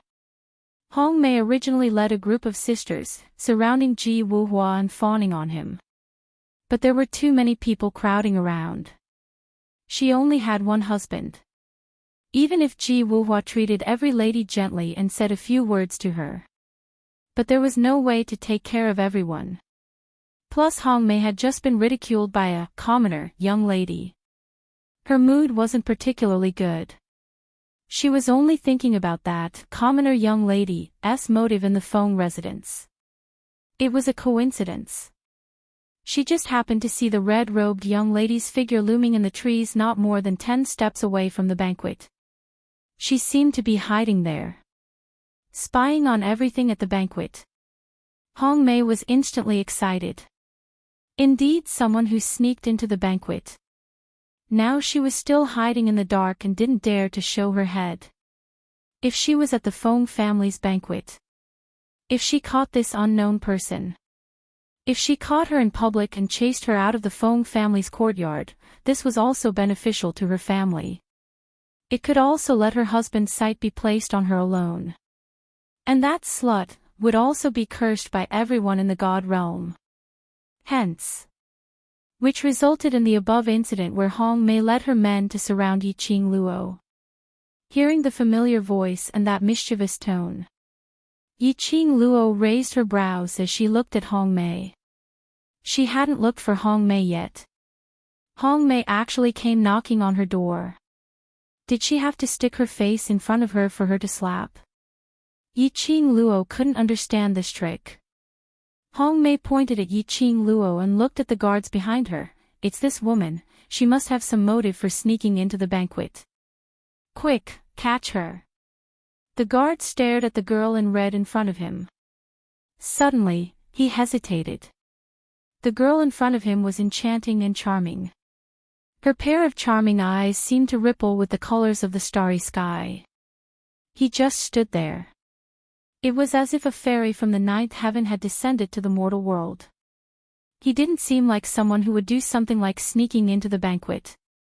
Especially, Hong Mei didn't know. But the guards could tell at a glance. The blazing red robe on the young girl seemed to have a simple design and embroidery. But in fact, whether it was the fabric or the embroidery, that was the exclusive top design of the Feng family. Especially, on the girl's chest. It was embroidered like cherry blossoms.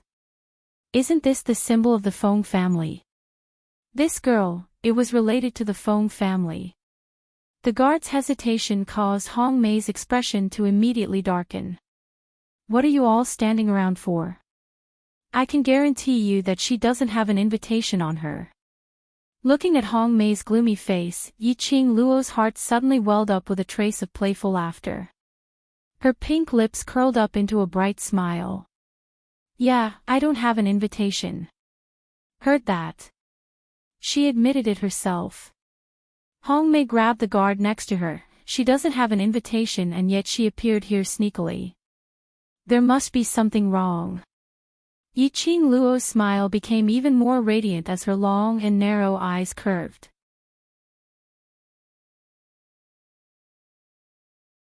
Chapter 48-33. I'm so powerful, even without an invitation, I can still come and go freely in the Feng family. The young lady said with a smile. Her tone was very calm. Without showing off at all. As if she was stating a fact. But this smile fell into Hong Mei's eyes. That was a blatant ridicule. She clenched her fists and sneered coldly. Who do you think you are?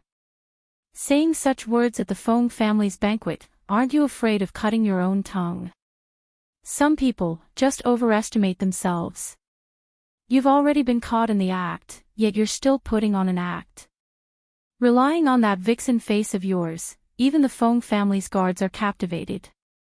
What a great ability. Isn't that so? The girls started to talk at once and started the ridicule mode. The guards' faces darkened when they heard that. What did it mean that they were captivated by a woman? They didn't have any eyesight. And even questioned their professional security. But the other party was a guest. No matter how dissatisfied they were in their hearts, they had to forcefully suppress it down. Ignoring this group of women. Anne. The young lady who was ridiculed by the crowd. At this moment, her hands were crossed in front of her chest, looking at them lazily. As if looking at a retard.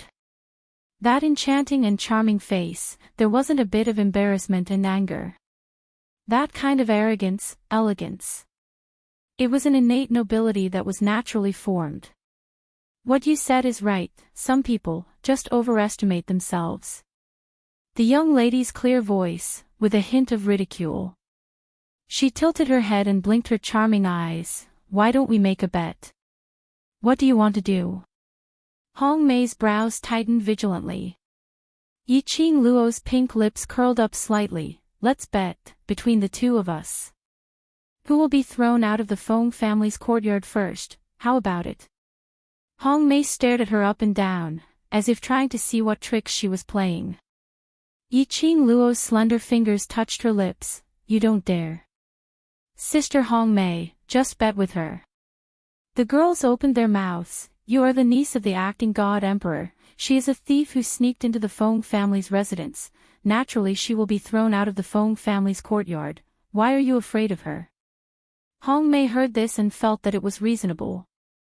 Even if she had caused such a huge commotion at the banquet. However, what she did was to maintain the order of the banquet and the safety of the guests. For the sake of her mother and uncle's relationship. How could the Feng family possibly drive her out? This girl. He was probably trying to make use of her suspicious personality. He was purposely scaring her. Thinking like this, Hong Mei calmed herself down. What do you want to bet?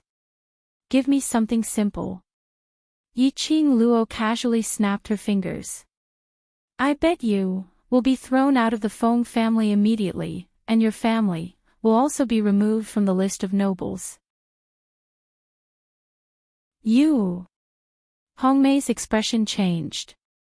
She clenched her fists and clenched her teeth. What if I don't? Yiqing Luo tilted her head and smiled innocently. I'm at your disposal.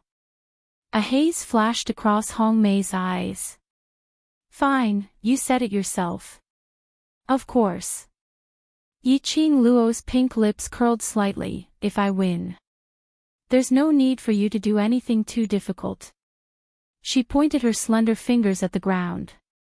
Just kneel on the ground and shout, "You're a pig," 3 times. Hong Mei was so angry that she gritted her teeth. Yiqing Luo didn't seem to know and put on a considerate look. Isn't it very simple? No need to thank me. Who asked me to be so kind? Hong Mei took a deep breath. This girl, every word and sentence, was deliberately leading her imagination to run wild. On the surface, she looked calm. In fact, her heart had long been flustered. She would like to see. How much longer could this young girl continue acting?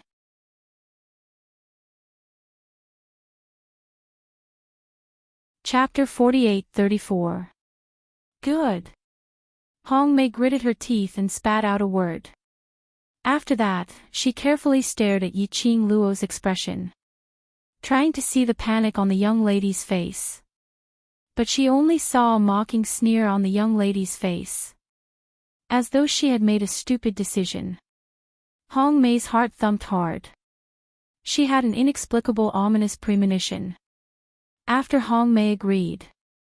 Yiqing Luo's long and narrow eyes curved up, like a blooming rose, full of flames.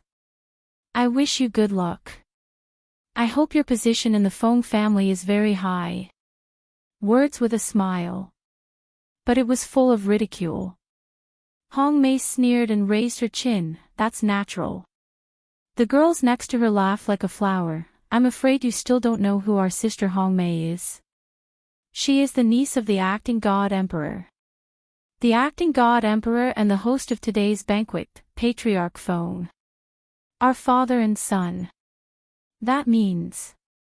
Sister Hong Mei is Patriarch Feng's granddaughter. The girls laughed together. Do you think Patriarch Feng will chase Sister Hong Mei out? Under the flattery of many beautiful women. Hong Mei was even more proud. Suddenly she became more confident. Looking at the group of girls in front of her, she smiled delightedly. Yiqing Luo's expression didn't change as she lightly spat out a word, "Oh." After that, her pink lips curved. then you know. She raised her slender hand and pointed at the banquet, at the old man standing at the main seat. Her charming eyes winked playfully at him. After that, she retracted her gaze and looked at Hong Mei. This banquet, who is it for? Don't tell me you want to say it's you. Hong Mei ridiculed. Yiqing Luo nodded smilingly, yes. Hong Mei couldn't help laughing, ha ha ha. You don't even know who today's banquet is for and you dare to say it's for you. This is the funniest school bell I've ever heard. Today is the banquet set up by the Feng family's patriarch for his granddaughter. Don't tell me you're going to say. You're Patriarch Feng's granddaughter? Ha ha ha. A few of them were giggling like orioles and swallows. The purple-clothed, black-haired girl rested her chin on her slender hand and nodded seriously. It's me. Ha ha ha, the group of people laughed even louder. Amidst the women's mocking laughter, the girl moved gracefully. He walked past them and headed straight for the banquet. A young girl dressed in a purple dress that was as beautiful as jade walked slowly and elegantly. Her silky black hair was combed into an exquisite hairstyle. Her enchanting face was devastatingly beautiful. She was like a fairy that had walked out of a painting. With a single glance, one would be captivated. After Hong Mei's disturbance, almost everyone's attention was drawn to him. Hong Mei's voice was so loud. Everyone could roughly understand what was going on. They were all trying to guess the girl's identity. Everyone watched as the girl walked step by step towards the main seat of the banquet, towards the high-spirited old man dressed in an embroidered robe. Then, he stood in front of the old man. He stretched out his hand. She smiled and said in a soft voice, "Grandfather." 2 simple words. However, it was like a bolt of lightning that struck the hearts of everyone present. One after another, they stared nervously at Patriarch Feng's expression. Immediately, they saw the old man raised his hand and held the girl's hand. You, this child, are naughty. What's going on? Didn't I tell you to listen to grandfather's words and come out? Why did you run out by yourself? Although his words were filled with complaints, but it was full of concern and pampering. 6 friends who read books, you can search for blue, and you'll find this site in the first instance. Waste 7th young miss, overlord, be gentle with your love.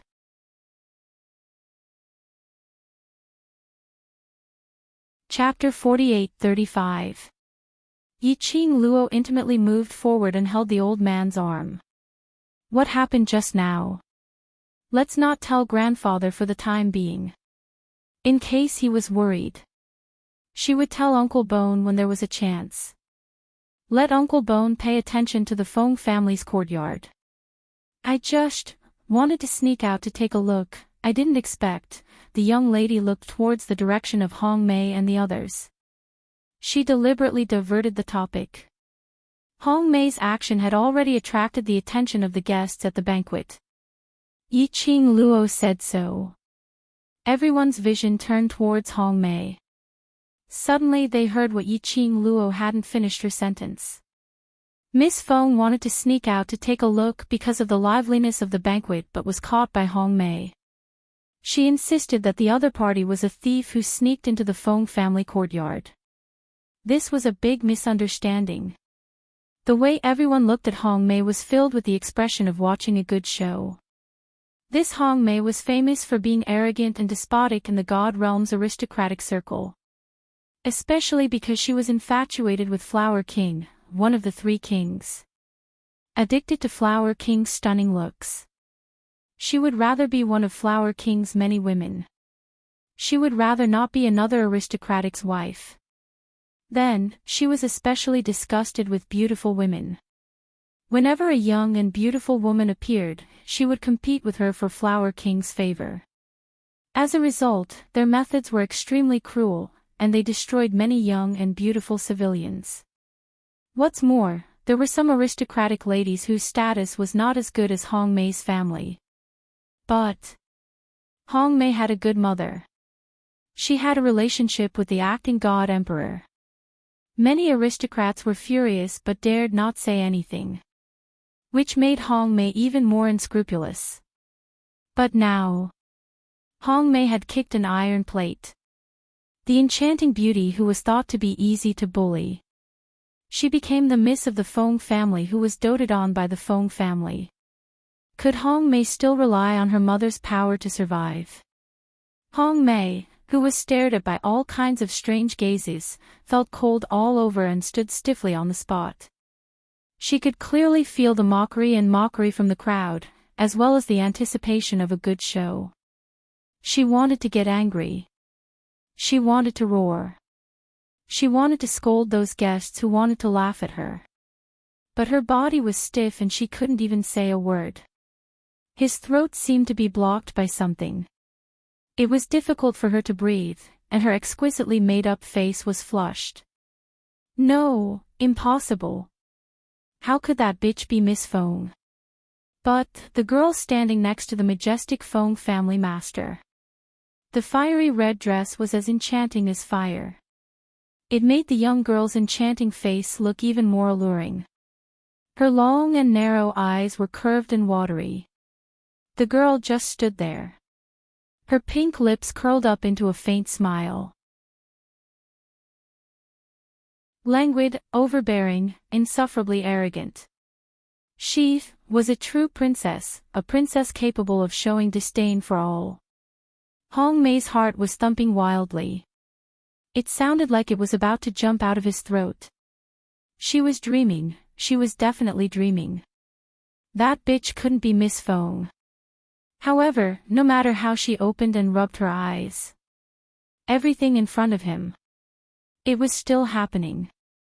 She continued to accept everyone's mocking gazes. Grandfather, it's her. When I just entered the Feng residence, she led that group of people to block my way and even tried to kill me in the Feng residence. Sob, sob, sob. Yiqing Luo held Feng family master's hand and smiled sweetly. But the words that came out of her mouth were full of grievances. Hong Mei was so angry that her expression changed.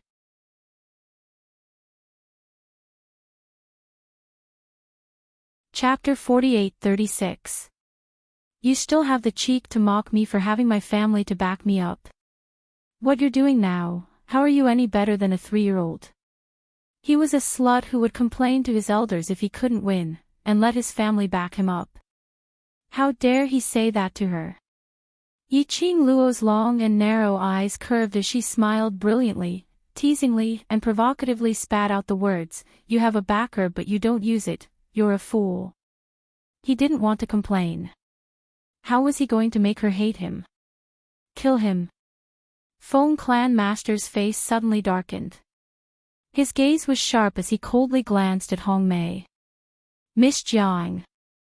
His voice was dignified, cold, and dignified. I don't know how my granddaughter offended you. You pestered her again and again, and you even insulted my most beloved granddaughter at such an important moment of the Feng family's banquet?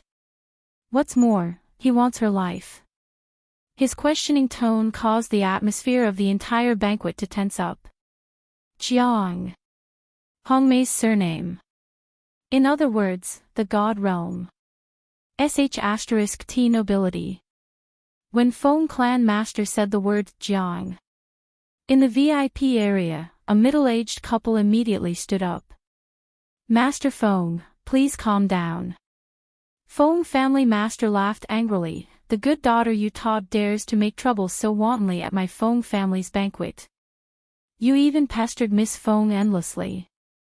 Do you want me to calm down now? He directed his anger there.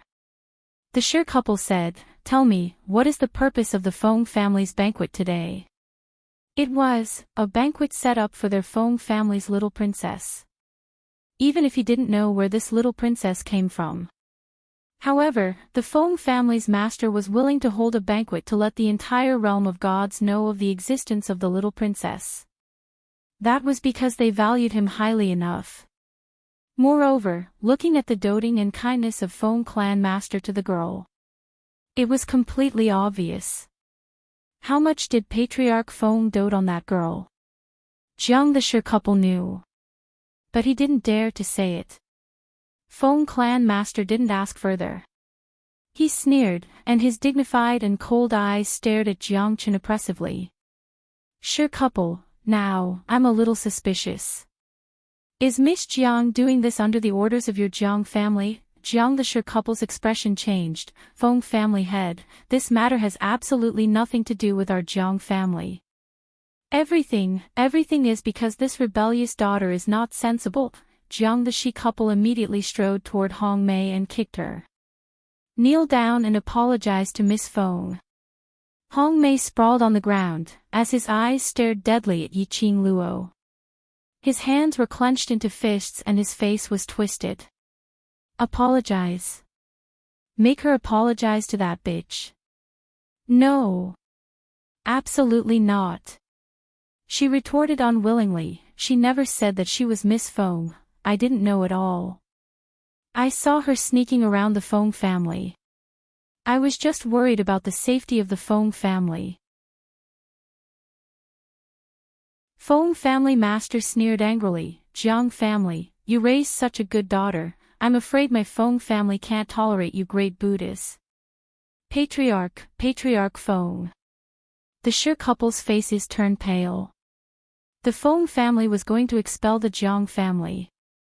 Sever ties with the Jiang family. If the Feng family and the Jiang family became enemies. This also meant that the Jiang family's status in the realm of the gods would plummet. Countless aristocrats would give face to the Feng family. And sever ties with the Jiang family.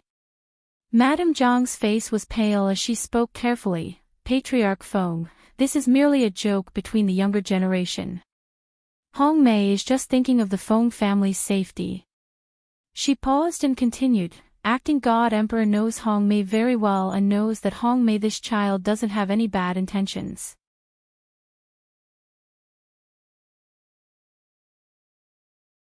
Chapter 48-37. Madame Jiang deliberately mentioned Feng Liqiong. She hoped that Patriarch Feng would calm down for Feng Liqiong's sake. But Madame Jiang didn't know. What happened to the Feng family? She didn't know that Patriarch Feng was still angry with Feng Liqiong. Mentioning Feng Liqiong. That further ignited his anger. He opened his mouth and was about to fly into a rage. A pair of white Nin's tender and soft hand pressed his arm.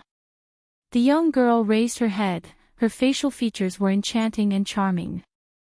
But that pair of eyes were clear and clean.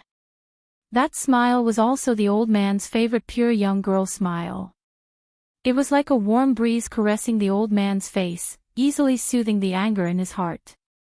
Grandfather, such a small matter, it's not enough to make you so angry. Yiqing Luo smiled softly, don't get angry, I will be worried. The young girl's gentle words. Just a few simple words. This calmed down the furious old man's expression. Yiqing Luo smiled as she rubbed his arm, leave this matter to me to handle.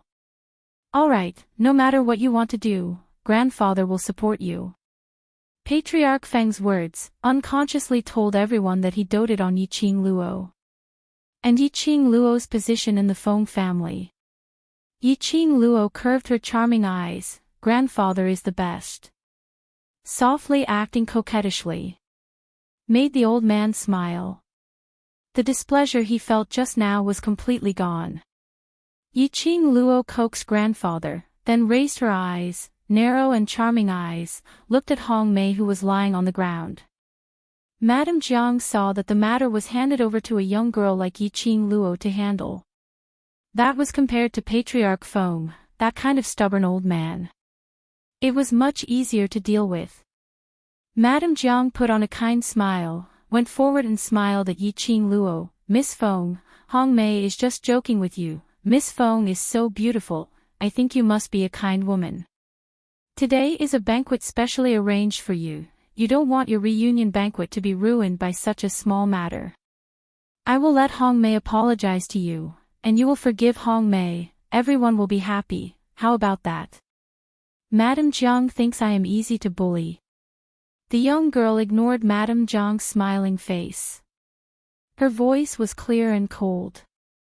The girl's enchanting eyebrows arched upwards, looking very noble and elegant. She curled her lips and smiled casually. Joking. Madame Jiang likes to joke around so much. Why don't our Feng family play a few more with you? Who does Hongmei think she is? You want me to forgive you just because you apologized to me. It was just a few short sentences. He was born with nobility and disdain. It was emanating from his bones. It was also completely untouched. The nobles didn't have any face at all. Jiang the Shi couple's faces were as black as the bottom of a pot. At this moment, suddenly, a voice came from the other end of the banquet avenue. Is this the atmosphere of the reunion banquet? There was a hint of ridicule in that voice. Soon after, everyone saw a dark blue embroidered robe with an enormous dragon on it, baring its fangs and brandishing its claws, making that person look handsome and dignified. With one hand behind his back, he walked calmly. When they entered the banquet, all the guests stood up. Acting Divine Emperor. Who would have thought that the acting God Emperor would come personally? It seemed that the Feng family really cared about this little princess. Everyone was excited. Why is he here? Feng family's patriarch frowned, looking at Feng Liqiong striding towards them. He lowered his voice. Little Luo, it's you. Feng Liqiong was poisoned by Yiqing Luo. She had been lying on the bed, unable to move.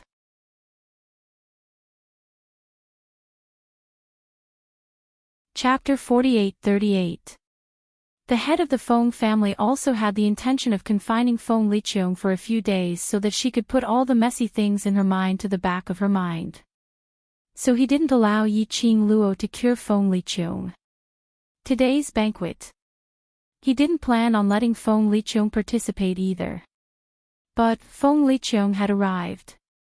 Moreover, he seemed to be in high spirits. Obviously, he was in excellent condition. Other than Yiqing Luo, no one else could cure him. Little uncle wants to come.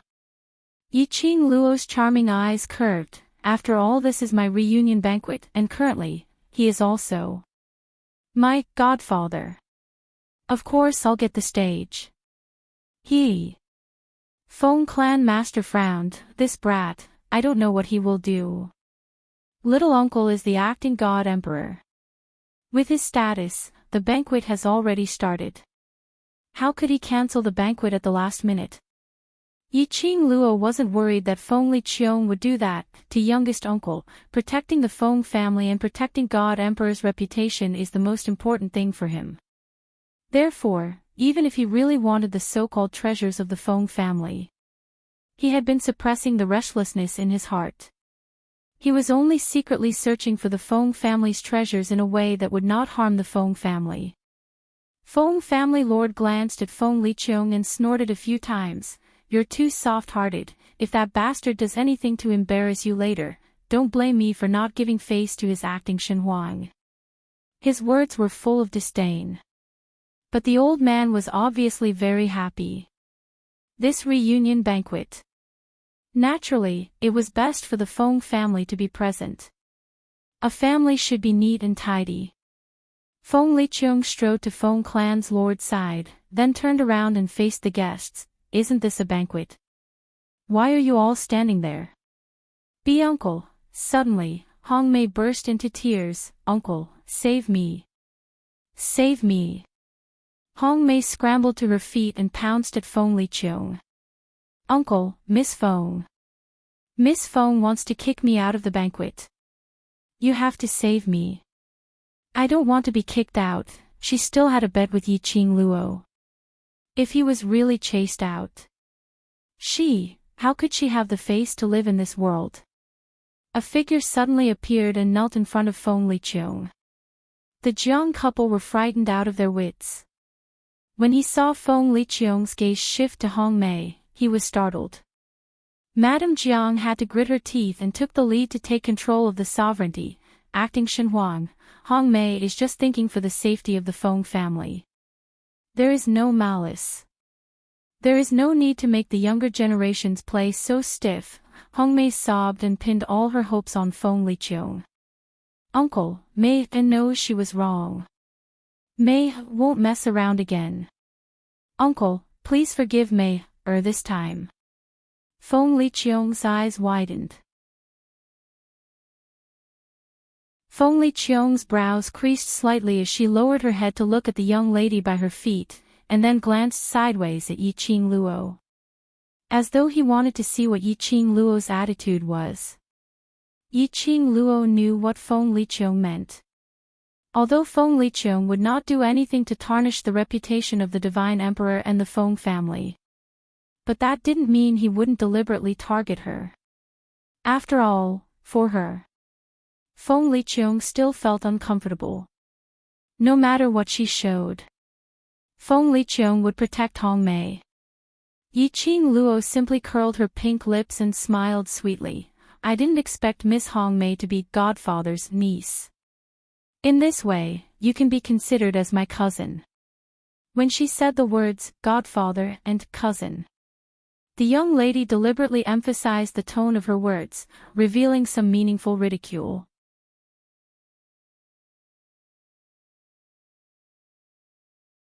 Chapter 48-39.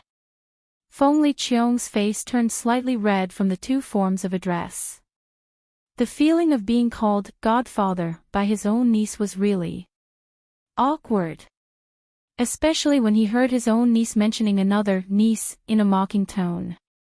He almost couldn't hold back and wanted to explain.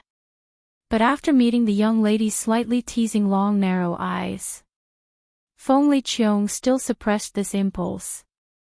Immediately after, he heard Yiqing Luo's extremely generous voice leisurely. In addition, cousin Hong Mei is one of the flowers in the Flower King's backyard. He didn't know if the young lady did it on purpose. She intentionally mentioned one of the Flower Kings in the backyard. Full of sarcasm. However, the young girl was full of smiles, like a blooming flower, bright and beautiful.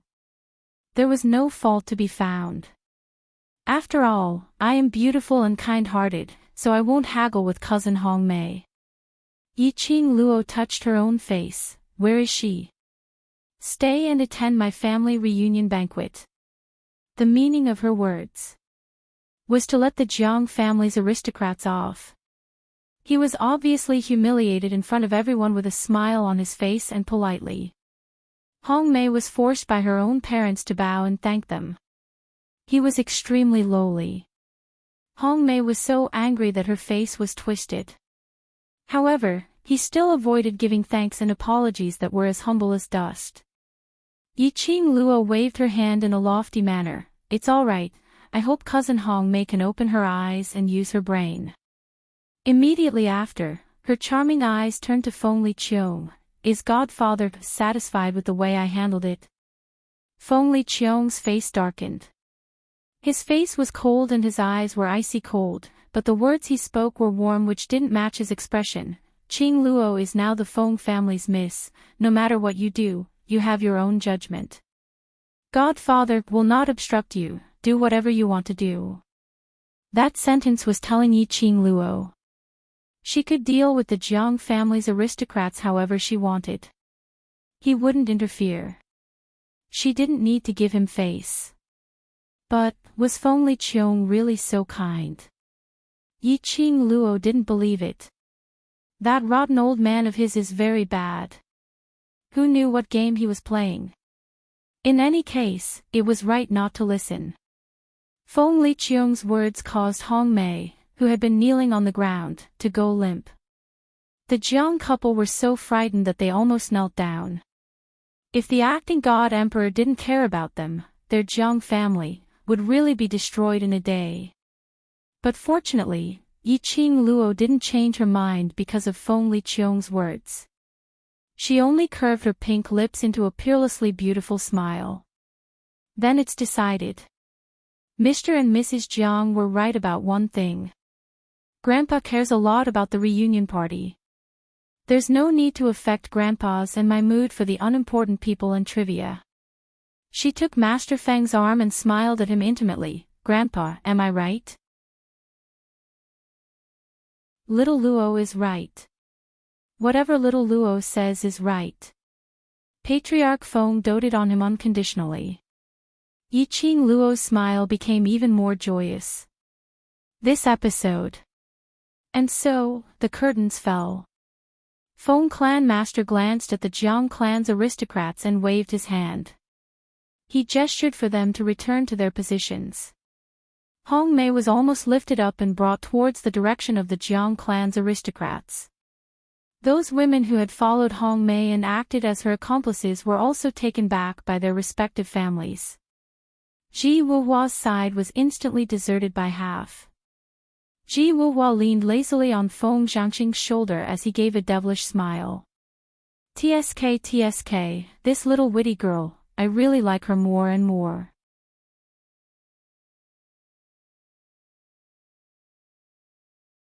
Chapter 4840. With just a few words, she not only suppressed the purpose of the acting emperor, but also made the nobles of the Jiang family, as well as me, owe her a big favor. Ji Wuhua, who was covered in fleas, arched his back and said, I can guarantee that she is definitely not someone who will let things go peacefully. I'm afraid, there are more exciting things waiting for Hongmei. She's your woman. Don't you feel sorry for her? Feng Zhangqing glanced at him. Beauty. I feel sorry for her. Ji Wuhua smiled faintly. Unfortunately, she's not a beauty anymore. So, what was there to feel heartache about? His voice started to sound like horse fleas as he twisted his body. Miss Qing Luo is the most compatible with me. The more I see Miss Qing Luo, the deeper my feelings towards her. Don't even think about it, Feng Zhangqing said lightly. She can't possibly like you. How could there be a woman in this world who doesn't like me? Ji Wuhua abruptly sat up straight as he caressed his own face with one hand. Say, what kind of person do you think is able to attract Miss Qing Luo's attention?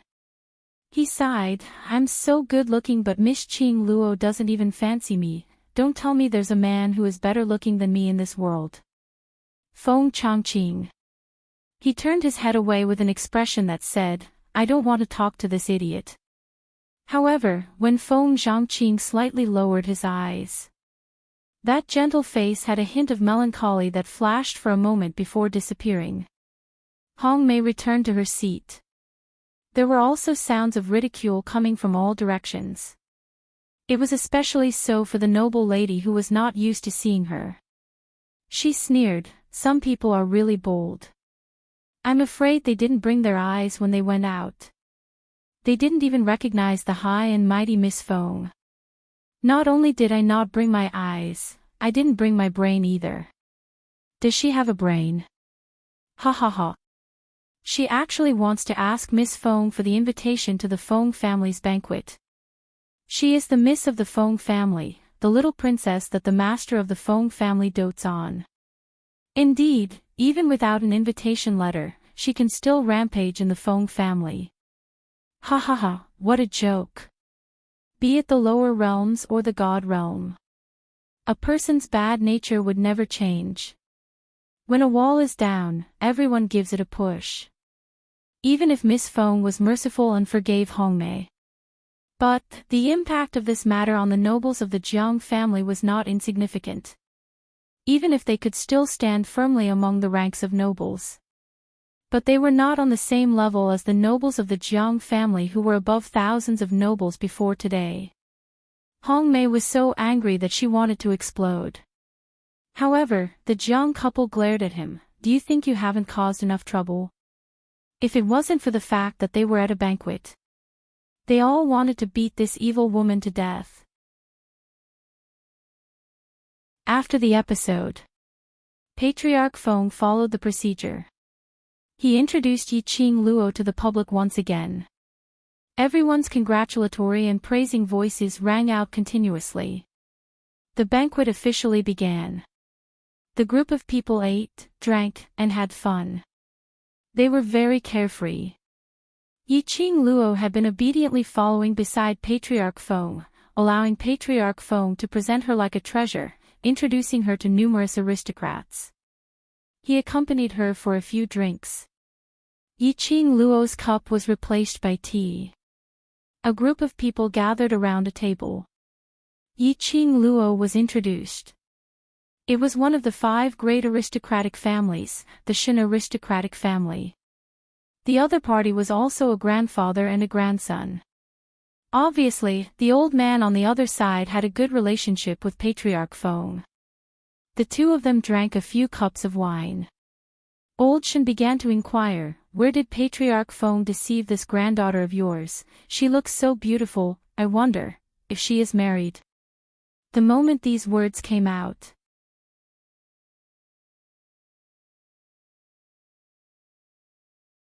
Chapter 48-41. The Shen family wanted to be in-laws with the Feng family. Eldest young Master Shen's complexion was like a jade crown and his looks were rather handsome. His thin lips curled into a modest and polite smile as he spoke to Yiqing Luo, "I am Shen Qiqian." Old Shen's eyes were filled with benevolence as he looked at his grandson mockingly. "This boy of mine has long reached the marriageable age. I am worried sick for him.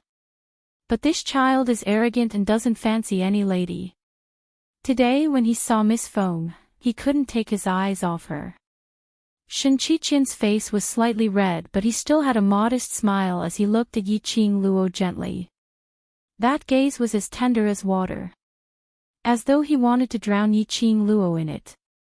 Yiqing Luo couldn't help but shudder. If it wasn't for the inappropriate occasion. She still wanted to roll up her sleeves and rub the goosebumps.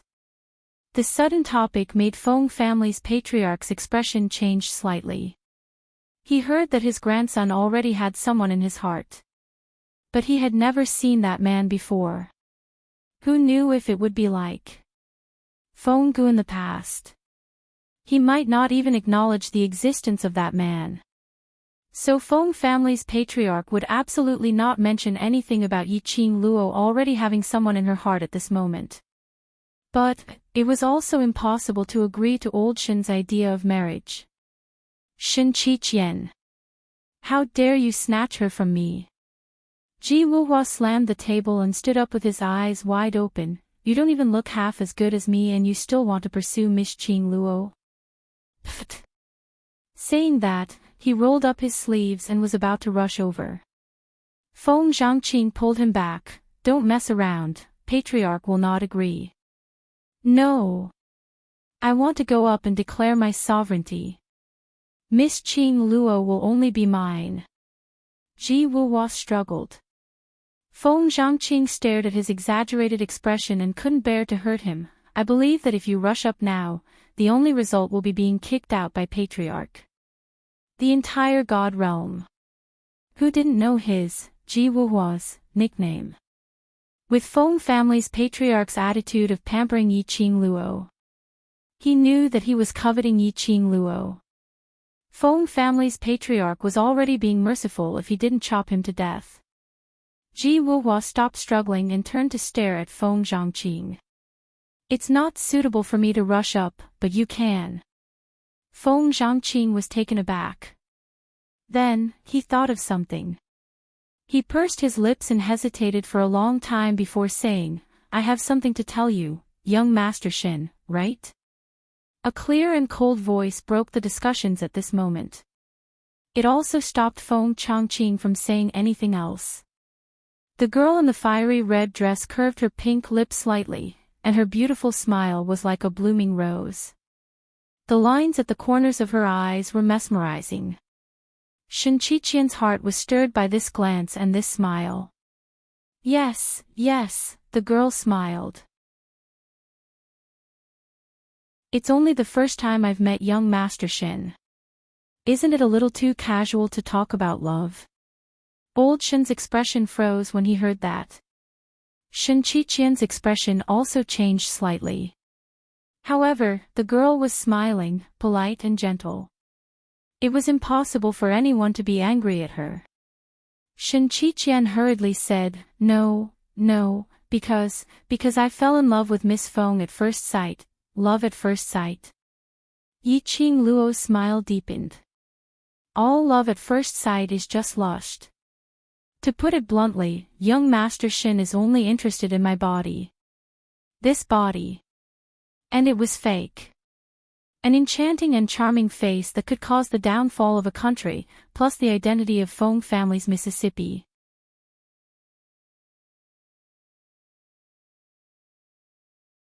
Chapter 48-42. Probably half of the people present had fallen in love with her at first sight. Shen Qiqian was stumped by Yi Qing Luo's words. Patriarch Feng interrupted in time. All right, these matters should be decided by the juniors themselves. He looked lovingly at the young lady next to him. I have nothing more to ask for now. I only hope that my little Luo can be happy. Old Shen laughed out loud as he patted Shen Qiqian's shoulder. Qian, did you hear that? Old Feng wants you to grasp the opportunity yourself. Shen Qiqian's face flushed slightly, showing the youth's inexperience. I understand. They were all smart people. Every word and sentence could lead to various topics. Patriarch Feng naturally wouldn't fall out in front of everyone.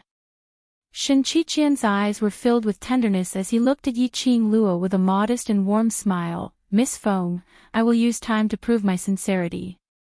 Yi Qing Luo. She wanted to vomit. To tell the truth, she didn't want to expose Shen Qiqian's modest mask. No matter how young and inexperienced Shen Qiqian appeared, no matter how tender he was, she could see the greed and yearning in Shen Qiqian's eyes. To put it bluntly, he got close to her because of her identity as the Feng family's miss, plus this face. Of course, even without this face, Shen Qiqian would come over. His motive was too strong. Yi Qing Luo was just about to put on a smiling face. Suddenly, a voice was heard from not far away. Sincerity in time, we don't need to trouble eldest young Master Shin. Feng Liqiong walked over slowly. He squinted his eyes dangerously as he looked at Shen Qiqian with a faint smile. Our little Luo already has a fiancé. What? Shen Qiqian frowned in shock. How is this possible? Why is it not possible? Feng Liqiong scoffed lightly as he strode to Yi Qing Luo's side. Yi Qing Luo looked sideways as she stared at Feng Liqiong's face. He secretly reached out to his waist and pinched him hard. What is the meaning of this, foster father? Feng Liqiong's expression remained unchanged as he straightened his back and looked towards the direction of the guests. Chongqing, come over. Feng Chongqing rose to his feet. Ji Wuhua grabbed his arm. What do you mean? Feng Zhangqing shook his head imperceptibly, a complicated look in his eyes. He walked to Feng Liqiong's side. Feng Liqiong pushed Feng Chongqing in front of Yi Qing Luo and smiled lovingly. Little Luo, this is your future husband. Yi Qing Luo, Patriarch Feng, Ji Wuhua, everyone, what the *ck, what the hell? Feng Chongqing, her future husband. The corners of Yi Qing Luo's mouth twitched as she tried hard to calm down the emotions on her face. Godfather, I think you should think carefully before you speak. The arc of that smile was filled with danger.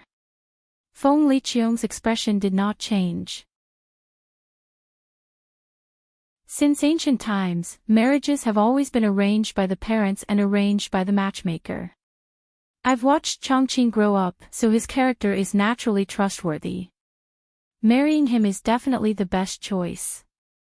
Feng Liqiong.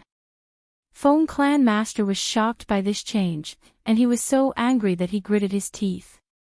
This unfilial son. She just wouldn't let him be at ease. He clearly knew that little Luo's heart belonged to someone. And even forced her to marry Feng Chongqing. If this wasn't intentionally creating trouble, then what was it? Yi Qing Luo couldn't help but burst out laughing. She found it strange. Early this morning, Feng Chongqing was waiting for her outside. He volunteered to be the horse groom, sending and receiving the entire set.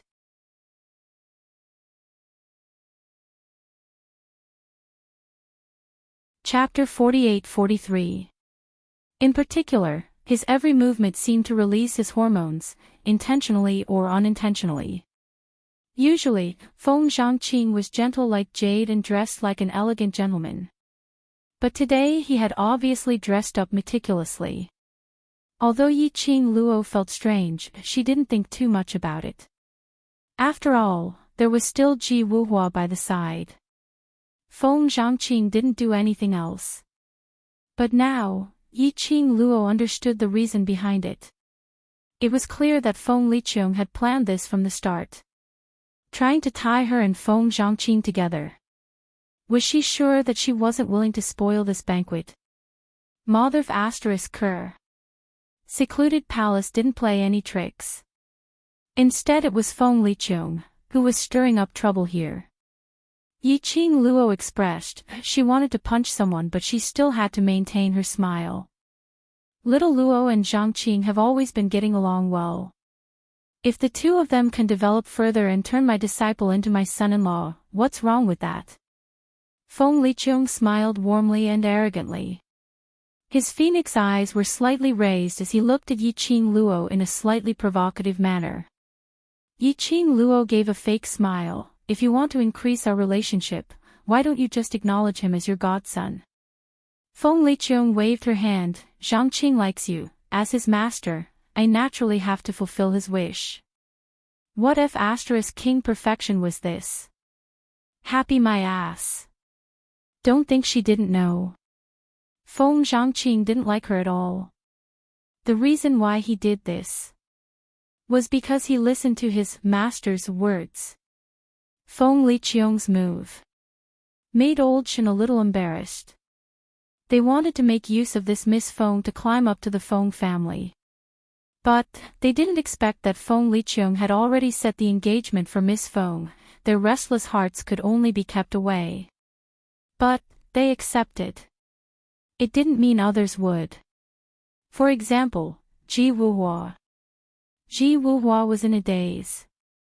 His goddess wanted to be good to his best brother, and they were going to get engaged. Just a moment ago, he was still telling his brother about his deep love for his goddess. The next moment, his brother and his goddess were together. He couldn't accept it. A swoosh sound was heard. He rose to his feet, pointing a finger at Feng Zhangqing and cursed, Feng Zhangqing. Shen Qiqian came out to snatch Miss Qing Luo from me and now you're here to snatch her from me. Do you still see me as your brother? He strode forward, grabbed Feng Zhangqing's lapel, and shouted valiantly, I don't agree. I absolutely won't agree. Following that, he looked towards Patriarch Feng with a serious look. Patriarch Feng, actually I have had Miss Qing Luo's heart for a very long time. He was serious and full of sincerity. After finishing this sentence, Feng Clan Master's white beard twitched as he stared at Ji Wuhua. Tell me, are you not happy when you see that woman? Ji Wuhua put on a serious look. Now I only have Miss Qing Luo in my eyes. As long as Patriarch Feng is willing to betroth Miss Qing Luo to me, those ladies in my 100-flower gardens are willing to dismiss Miss Qing Luo. You, get lost. Patriarch Feng couldn't control himself as he lifted his leg and kicked Ji Wuhua's face. I would rather marry Xiao Luo to Zhangqing than marry a libertine like you. Looks like father has agreed to this marriage. Feng Liqiang took the opportunity. Since that's the case, then this matter is decided. You. Patriarch Feng pointed at Feng Liqiang and then pointed at Ji Wuhua. Ji Wuhua was doing this on purpose, to make him agree to Feng Zhangqing's marriage. Ji Wuhua. He wanted to cry but no tears came out. He was wrongly accused. This acting god emperor was simply too treacherous. He wasn't convinced.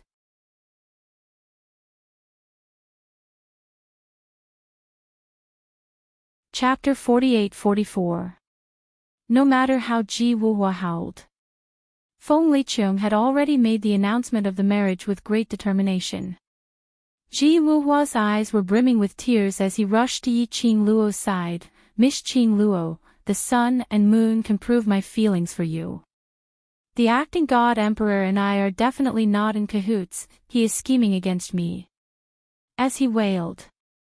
As he stretched out his demonic claws towards Yi Qing Luo's little hand, Miss Qing Luo, I am sincerely pleased with you. Feng Zhangqing, that enigmatic gourd, if you marry him, you will definitely be suffocated to death. And, he is not as good looking as me. Only I am the best choice.